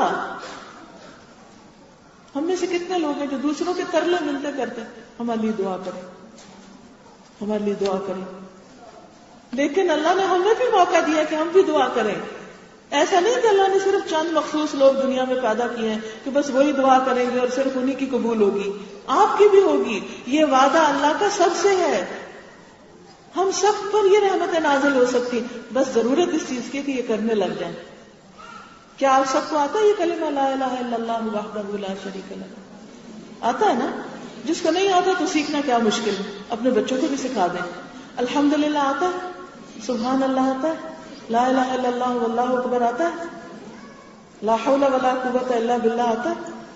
بس اتنی سی تو بات ہے، سب کچھ آتا ہے آپ کو. آج رات اگر آپ کی آنکھ کھلی تو آپ نے ضرور اس کو پڑھنا اور اپنے لیے بخشش کی دعا کرنی، اور آپ اپنی زندگی میں واضح فرق محسوس کریں گے. کوئی آپ کا غم ہے، کوئی آپ کے گھر میں پریشانی ہے، کسی کی طرف سے بھی آپ یہ پڑھنا شروع کر دیں.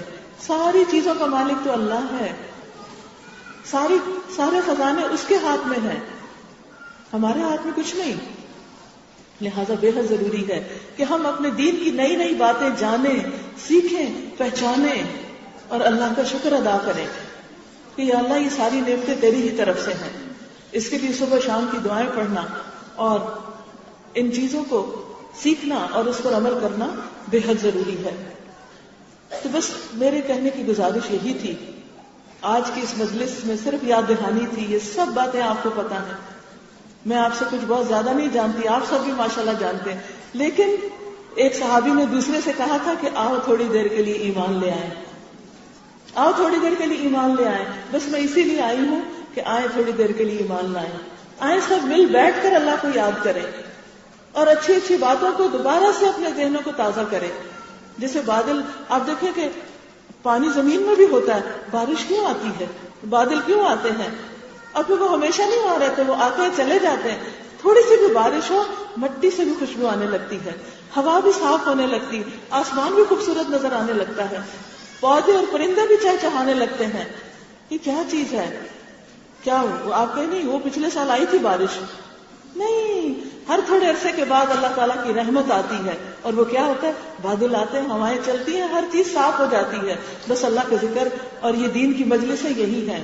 یہ بادلوں کی طرح ایک گھٹائیں ہوتی ہیں، آتی ہیں، ہمارے دل کے غم بھی صاف ہوتے ہیں، پریشانیاں بھی دھلتی ہیں، روشنی ملتی ہے اور ہمارے عمل میں بھی بہتری آتی ہے. ہم ایک قدم اور آگے بڑھ جاتے ہیں، بھولی ہوئی چیزیں یاد دہانی ہو جاتی ہے. کیونکہ فذکر فإن الذکر تنفع المؤمنین، یاد دہانی کرائیے، نصیحت کیجیے، ذکر کیجیے، کیونکہ یہ مومنوں کو فائدہ دیتا ہے. تو یہ ہمارے فائدے کی چیزیں ہیں. لیکن اس کے ساتھ ساتھ آپ مستقل طور پر پانی پیتے رہیے. کون سا پانی؟ کون سی؟ وحی الہی کی بارش، اس سے مستفید ہوتے رہیے. مسلسل اپنی روٹین بنائیے جس میں کچھ وقت اپنی ذاتی عبادت کے لیے، ذکر اذکار کے لیے، کچھ گھر والوں کی خدمت کے لیے اور کچھ اپنے دین کو سیکھنے کے لیے. اپنے علم کو روز بڑھائیے تھوڑا تھوڑا، اور جو چیزیں پڑھ چکی ہیں نا اور بھول چکے ہیں ان کو پھر تازہ کر لیجیے. تو انشاءاللہ آپ ایک ٹری کی طرح گرو کرتے جائیں گے. یاد رکھیں، ماں کے پیٹ سے کوئی عالم فاضل نہیں پیدا ہوتا، سب کو دنیا میں ہی آ کے محنت کرنی پڑتی ہے. اور کوئی جتنے بھی عالم فاضل ہیں نا جن کو آپ کہتے ہیں، وہ بھی کوئی انہونے انسان نہیں، ہمارے جیسے انسان ہوتے ہیں. صرف فرق کیا ہوتا ہے؟ وہ اپنے علم میں اضافہ کرتے رہتے ہیں اور وہ درخت گرو کرتے رہتے ہیں، حتیٰ کہ سایہ دار درخت بن جاتے ہیں، پھر وہ اوروں کو بھی اپنے چھاؤں تلے ٹھنڈک پہنچاتے ہیں. تو ایک یہ ہے کہ ہم کسی کے سایہ تلے جا بیٹھے، اور ایک یہ کہ ہم اپنے علم میں اضافہ کریں، عمل میں اضافہ کریں، ایمان میں، اور دوسرے لوگ ہم سے ٹھنڈک حاصل کریں، دوسروں کو فیض پہنچانے والے بن جائیں. نبی صلی اللہ علیہ وسلم نے فرمایا کچھ لوگ خیر کی کنجیاں ہوتے ہیں، جہاں جاتے ہیں خیر پھیلاتے ہیں، اور کچھ لوگ شر کی کنجیاں ہوتے ہیں، جہاں جاتے ہیں شر ہی ڈال کے آتے ہیں. فساد، فتنہ، لڑائی جھگڑا. آپ نے دیکھا ہوگا نا کہ کچھ لوگ آتے ہیں تو لوگوں کو لڑا کے چلے جاتے ہیں، اور کچھ آتے ہیں کہ آپ کے بہت سے مسئلے حل کر کے چلے جاتے ہیں. ہم نے کیا بننا ہے؟ ہم کون سی کنجی بننا چاہتے ہیں؟ ہمیں خیر کی کنجی بننا ہے. لہذا میری گزارش آپ سے یہی ہے کہ یہ تین کام جو ہیں، ایک بندوں کی خدمت، ایک اللہ کی عبادت اور ایک اپنی ذاتی ترقی، یہ تینوں کو وقت دیں. بعض اوقات ہم اللہ کی عبادت میں تو لگ جاتے ہیں لیکن علم میں اضافہ نہیں کرتے. حالانکہ اللہ سبحانہ وتعالیٰ نے نبی صلی اللہ علیہ وسلم کو کیا فرمایا تھا؟ وَقُلْ رب زدنی علما، کہہ دیجئے کیا میرے رب میرے علم میں اضافہ کیجئے.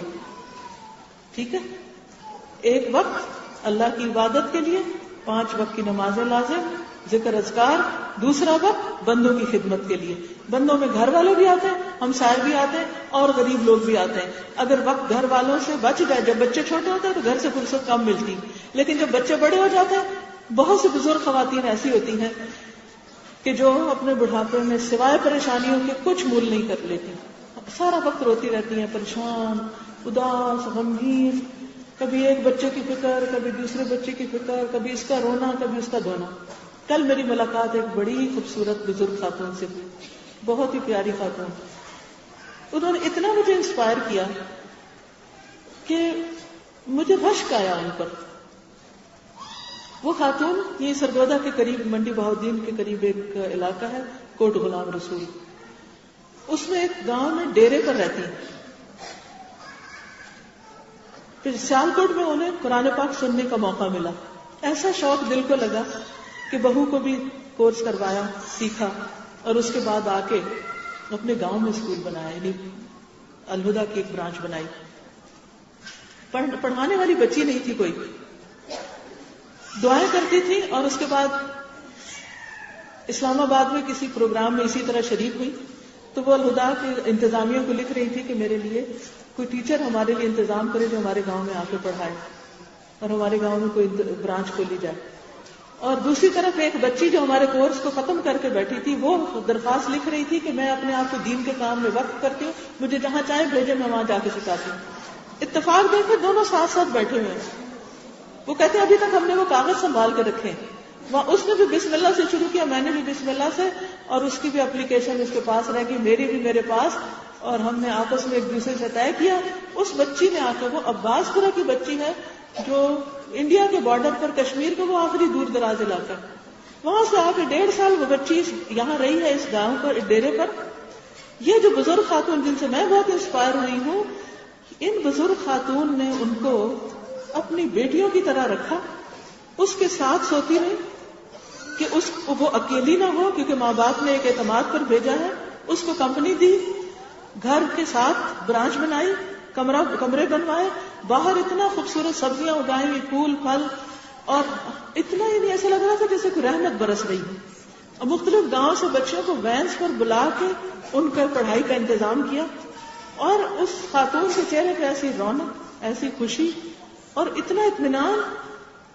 میں نے سوچا کیا خوش قسمت خاتون ہے جس کا اتنا خوبصورت بڑھاپا، اتنا خوبصورت.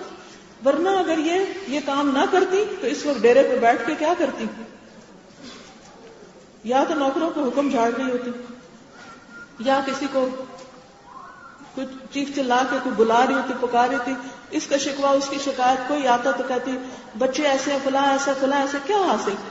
بہت سے بزرگوں کو میں نے دیکھا ہے وہ سارا وقت بس یہ اسی قسم کی باتیں کرتے ہیں، یا بہو کی برائیاں، یا بیٹی کے شکوے، یا بیٹے کی ناخلفی، یا پھر کسی دائیں بائیں غیبتیں. آخری عمر ہے، ڈپریشن کا شکار ہے، نہ اللہ کا ذکر ہے، نہ نمازوں میں توجہ ہے، یا فارغ ہوں گے تو بیٹھ کے ٹی وی کے چینل گھماتے رہیں گے. یہ بڑھاپا، اللہ کی طرف پاس جانے کا وقت اور قریب آ رہا ہے. اقترب للناس حسابهم وهم في غفلة معرضون. لوگوں کے حساب کا وقت قریب آ گیا. یہ نہیں کہ صرف بوڑھوں کا، جوانوں کا بھی قریب ہے، لیکن obviously جوانی سے زیادہ بڑھاپا زیادہ خطرے کی حالت میں ہوتا ہے. کیا یہ وقت بڑھاپا اس طرح کاٹیں گے کہ ہم فحش سین دیکھ دیکھ کے نظروں کو بھی گناہ گار کریں گے، اور دل میں بھی وہی خیالات بعد میں آئیں گے، اور نہ اللہ رسول کا پراپر طریقے سے ذکر، نہ درود شریف، نہ ذکر، نہ اذکار، نہ کچھ، اور یا پھر لوگوں کے کمپیریزن کرتے رہیں گے؟ کیا اس حال میں دنیا سے جائیں گے؟ نہیں، ہمیں ایسی زندگی نہیں چاہیے. ہمیں اپنی زندگیوں کو امپروو کرنا ہے. تو میں تمام بزرگ خواتین سے ریکویسٹ کروں گی کہ وہ عمر کے اس حصے کو بھی یہ نہ سمجھے کہ اب کیا سیکھنا، اب بھی سیکھنا شروع کر دیں، اب بھی لوگوں کی خدمت کریں. تو پہلا کام اللہ کی عبادت، دوسرا کام بندوں کی خدمت، لوگوں کے لیے اچھے بن جائیں، ان کی بھلائی کے منصوبے بنائیں، اور تیسرا کام اپنا بھلا سوچیں، اپنے ساتھ سچے بن جائیں، اپنی خیر خواہی کریں. اور وہ صورت میں ہو سکتی ہے جب آپ نفع مند علم حاصل کرتے رہیں. علم حاصل کرنے کے لیے کتابیں بھی موجود ہیں اور کیسٹس وغیرہ بھی موجود ہیں، بعد الحمدللہ اسلام آباد سے ہم اسٹال لے کر آئے ہیں، مختلف کیسٹس وہاں پر موجود ہیں، جیسے یہ رحمان کے بندے، کہ اللہ کے محبوب بندے کون سے ہیں، پیارے بندے، ان کی صفات کیا ہیں، کون سے ہمارے اندر کردار کی خوبی ایسی ہونی چاہیے. آپ اس کو لے کے ایک دفعہ نہیں بار بار سنیں جب تک وہ ساری لسٹ پوری نہ ہو جائے کہ یہ ساری صفات ہمارے اندر آ گئی ہیں. کیونکہ ایک دفعہ سننے سے پتہ تو چل جاتا، عمل میں نہیں آتا، لیکن آپ اس نیت سے سنیں کہ آپ کے عمل میں آ جائے. پھر اسی طرح نماز کیا سکھاتی ہے. ہم میں سے بہت سے لوگ نماز پڑھتے ہیں لیکن نماز ان کو الٹا بدنام کرتے ہیں. نماز کو بھی لوگ کہتے ہیں یہ نمازی لوگ، ان کا اخلاق ایسا اور ان کے معاملات ایسے. تیسری چیز، آگ سے بچاؤ اپنے گھر والوں کو، اپنے آپ کو بھی اور گھر والوں کو.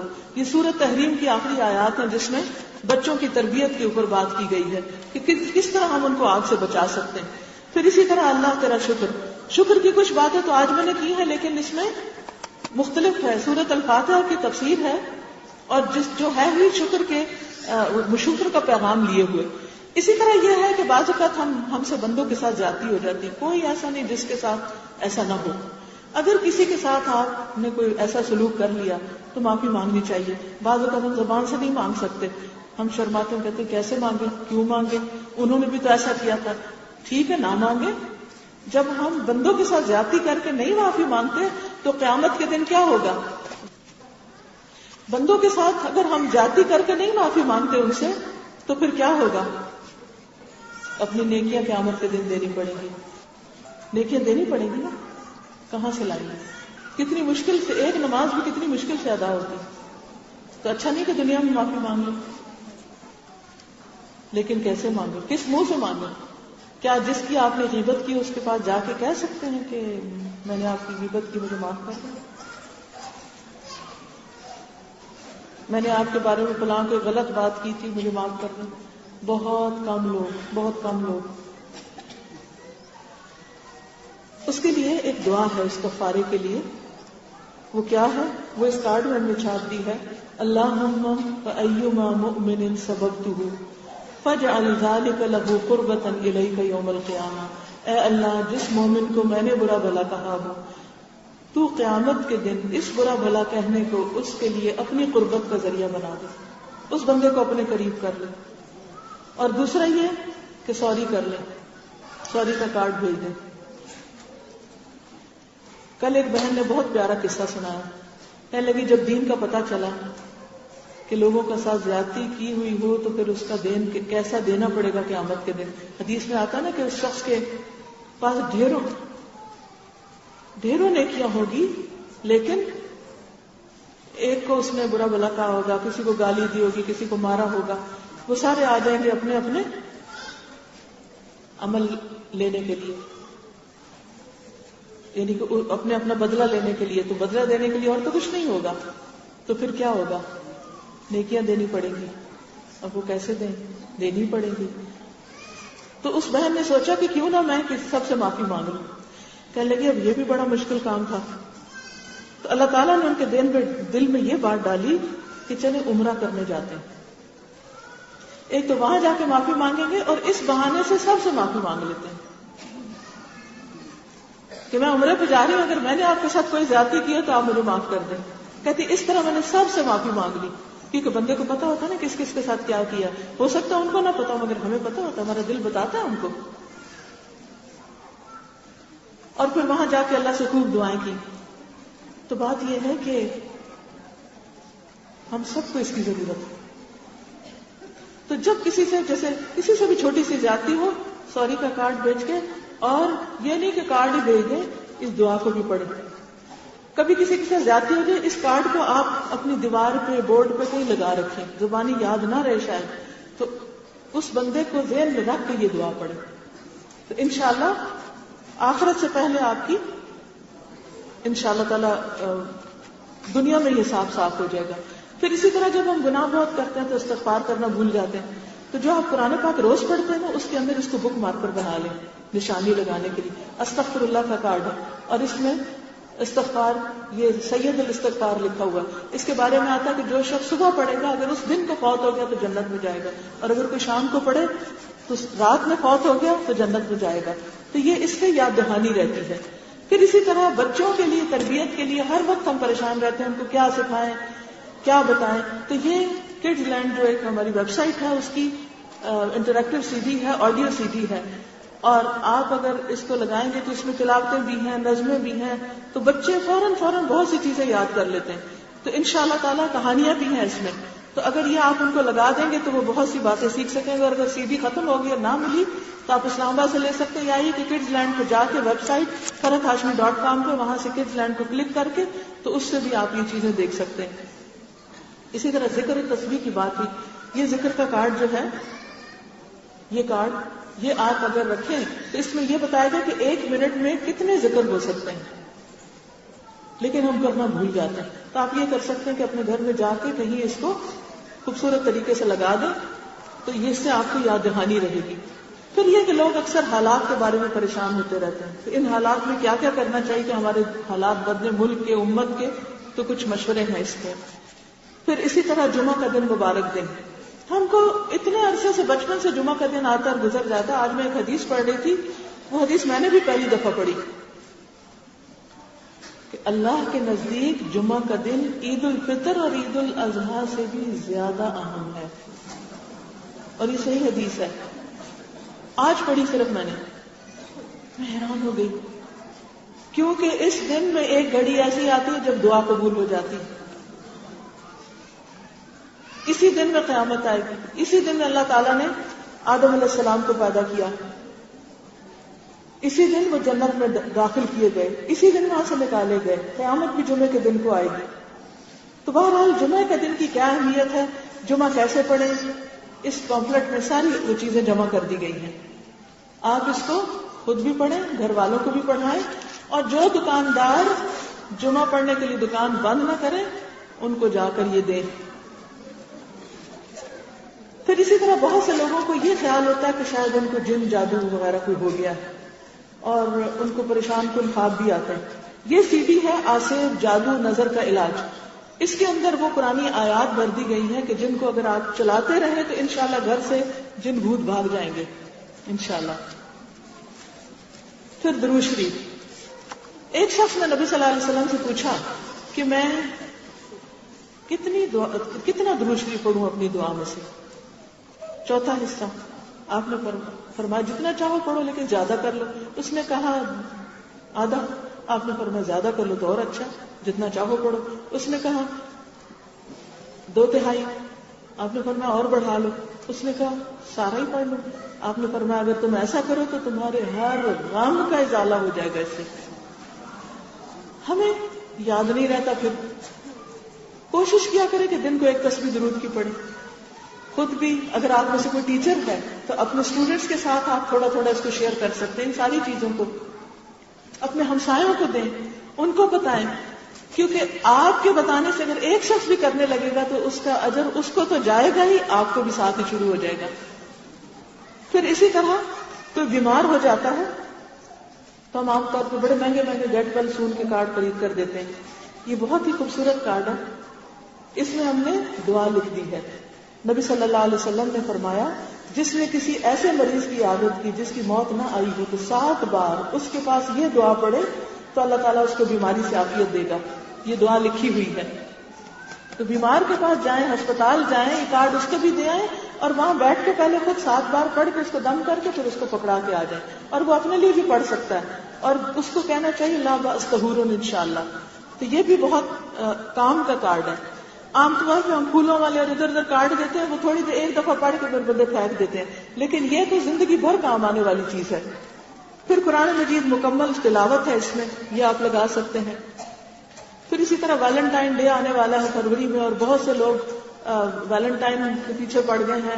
اسلام میں اس کی کیا حیثیت ہے, تو یہ پمفلٹ جو ہے اظہار محبت کیسے, اس میں اس کے بارے میں بتایا. بہت سے لوگ نیو ایئر منانے لگے. اسلام میں نیو ایئر کا کیا کانسیپٹ ہے, یہ انگلش میں پمفلٹ ہے. خاص طور پہ ہمارے بچے جو انگریزی پڑھتے ہیں ان کو آپ دے سکتے ہیں. یہ قرآنی اور مسنون دعاؤں کا کارڈ ہے, ہلکا ہے بیگ میں رکھنے کے لیے. پھر ایاک نستعین, اس میں بہت سی دعاؤں کو جمع کر دیا گیا ہے. صبح و شام کی دعائیں ہیں, اور اس کے علاوہ سوتے میں ڈر لگے یا وسوسے آئیں یا نظر لگے یا بیماریوں سے شفا کے لیے یا مریض کی عادت کے لیے یا رنج و غم. اسی طرح کچھ دعائیں ایسی ہیں جن کو پڑھ کے دعا کی جائے تو دعا قبول ہوتی. اسی طرح قرآنی اور مصنون دعا کی یہ کتاب ہے. آپ نمازوں کے بعد اگر زبانی آپ کو دعائیں یاد نہیں تو آپ کیا کر سکتے ہیں, ان دعاؤں کو کھول کے پڑھ لیں. حج عمرے پہ جائیں تو ساتھ پڑھیں. کوئی جا رہا تو اس کو سوٹ نہ تحفے میں دیں, کتاب اور کیسٹ دیں تاکہ اس کا حج اچھا ہو. وہ حج پہ جتنی دعائیں آپ کی کتاب سے پڑھے گا وہ ساری آپ کے لیے بھی انشاءاللہ قبول ہوں گی اور آپ کو اس کا ثواب جائے گا. پھر اسی طرح سفر کا مہینہ ہے یہ. ہمارے معاشرے میں بہت سی بدشگونیاں ہیں. یاد رکھیں بدشگونی شرک ہے, لیکن بہت سے لوگوں کو پتہ نہیں. تو اس میں اتھینٹک احادیث کے ساتھ بتا دیا گیا اور وہ دعا بھی بتا دی گئی ہے جو بدشگونیوں سے بچنے کے لیے ہے. تو یہ اس کا جاننا بھی بہت ضروری ہے. اسی طرح بعض اوقات خاندان میں کوئی فوت ہو جاتا ہے, عورتیں بیوہ ہو جاتی ہیں. اب وہ بیوہ عورت ساری زندگی رونے دھونے کے سوا اور کوئی کام نہیں کر سکتی. تو ان کے لیے کتاب لکھی گئی ہے بیوگی کا سفر, کہ اگر کسی کے اوپر ایسی کوئی آفت آ گئی تو اسے کیا کیا کرنا ہے. تو یہ کتاب بھی آپ اس کو دے سکتے ہیں تاکہ اس کے لیے سفر آسان ہو جائے.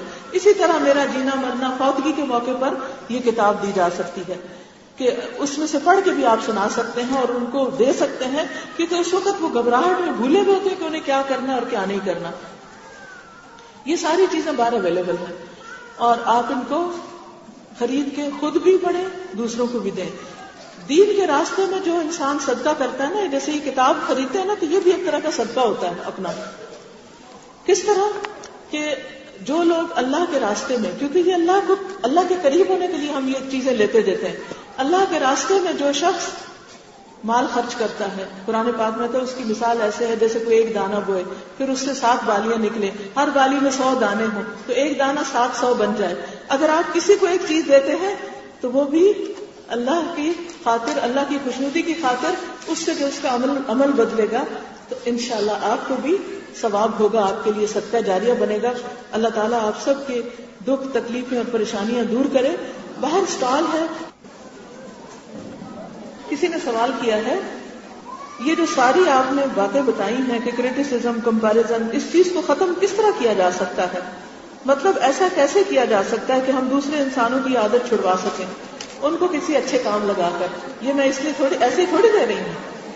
یہ کرٹیسزم اور کمپیریزن اور کمپٹیشن چھڑانے کے لیے دے رہی ہوں کہ ہمیں اللہ سبحانہ و تعالیٰ کی طرف سے آئی ہوئی جو رہنمائی ہے اس سے فائدہ اٹھا کر ہم اچھے اچھے کاموں میں لگ جائیں تو ہمیں ہوش بھی نہیں رہے گی کہ کوئی کیا کر رہا ہے.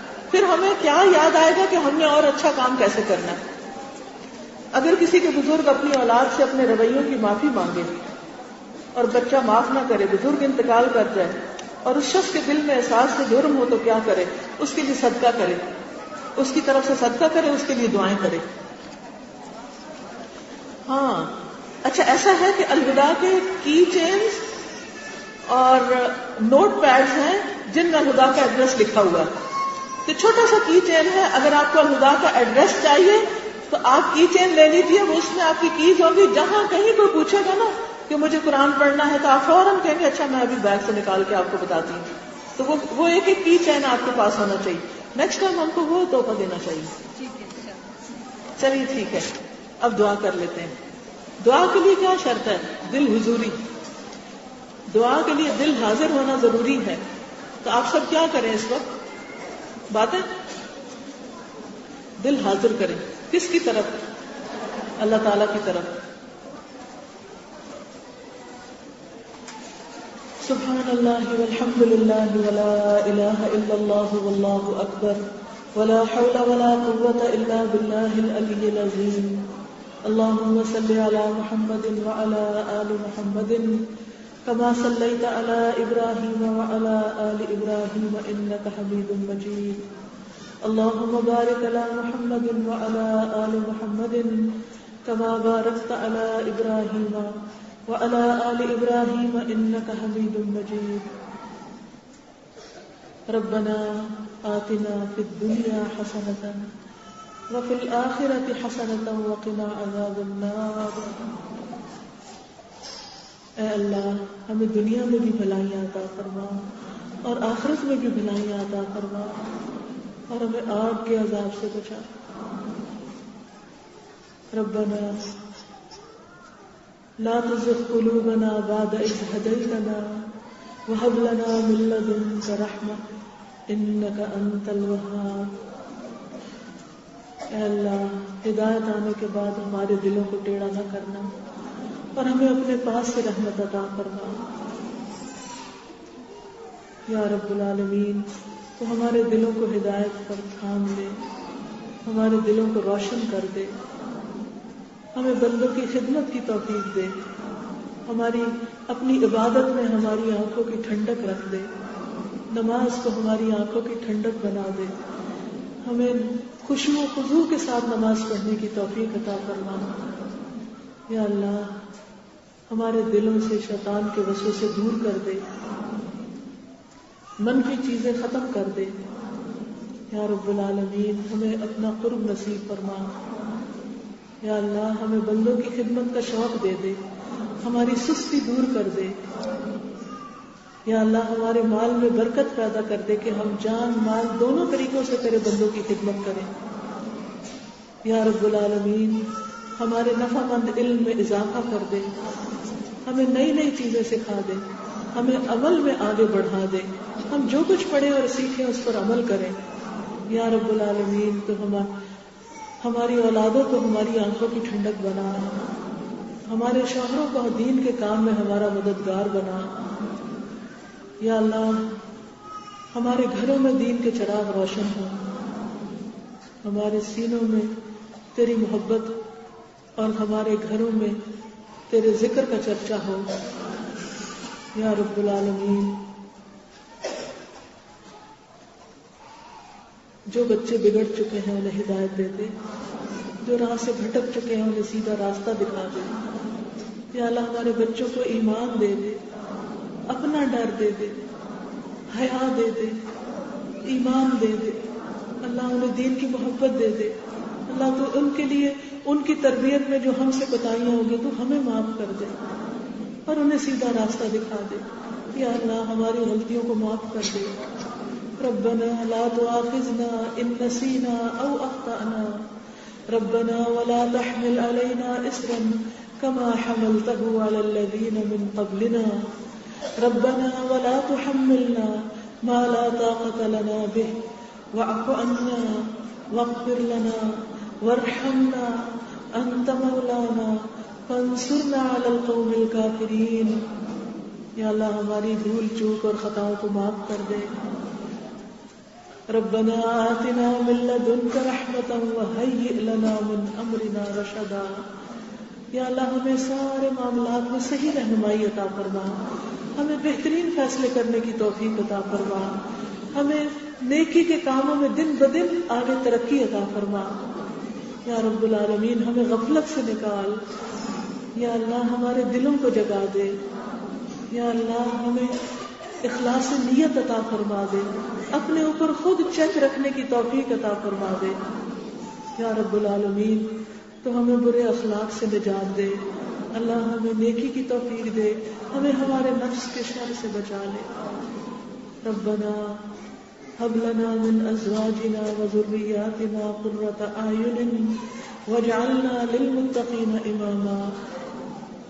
اللہ تو ہمیں رزق حلال عطا فرما، حرام سے محفوظ رکھ. یا اللہ تو ہمیں سارے نیک اور صدقہ جاریہ اولاد عطا فرما. یا اللہ جن بچیوں کی شادیاں نہیں انہیں نیک شوہر عطا فرما. یا اللہ جن کے شوہر غلط راستوں پر ہیں انہیں ہدایت عطا فرما. اللہ ہمارے گھروں میں سکون پیدا کر دے، گھروں کے لڑائی جھگڑے فتنے فساد دور کر دے. ہمارے گھروں میں تیرا ذکر بلند ہو، تیرا نام بلند ہو. یا اللہ مسلمانوں میں اتفاق اور اتحاد پیدا کر دے، ایک دوسرے کی محبت پیدا کر دے. یا اللہ جتنی بہنیں یہاں آئی ہیں ان کی جو دعائیں ہیں، ان کے جو مسائل ہیں، یا اللہ تو ان کو جانتا ہے، تو ان کی دعائیں قبول فرما، ان کی مشکلات آسان فرما اور ان کے سارے دکھ درد دور کر دے اور ان کو یہاں آنے کا بہترین اجر عطا فرما اور ان کی نیکی کو قیامت کے لیے محفوظ کر دے. یا اللہ ہمارے لیے نیکی اور خیر اور بھلائی کے بے شمار دروازے کھول دے اور ہم مرنے سے پہلے تجھے راضی کر لے. اللہ ہماری موت اس حال میں ہو کہ تو ہم سے راضی ہو. یا اللہ تو ہمیں معاف کر دینا، اللہ صالحین کے ساتھ اٹھانا. یا اللہ تو ہمیں اپنا قرب نصیب فرمانا.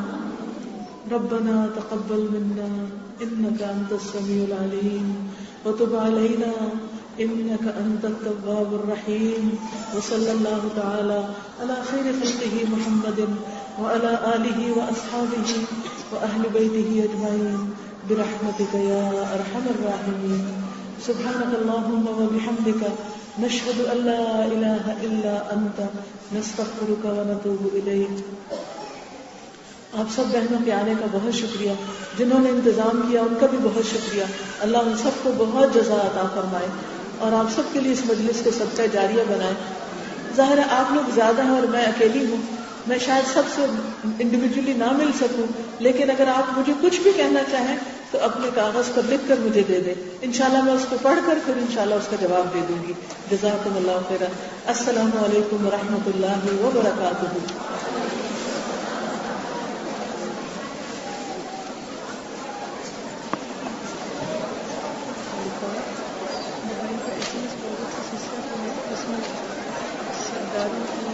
مذاق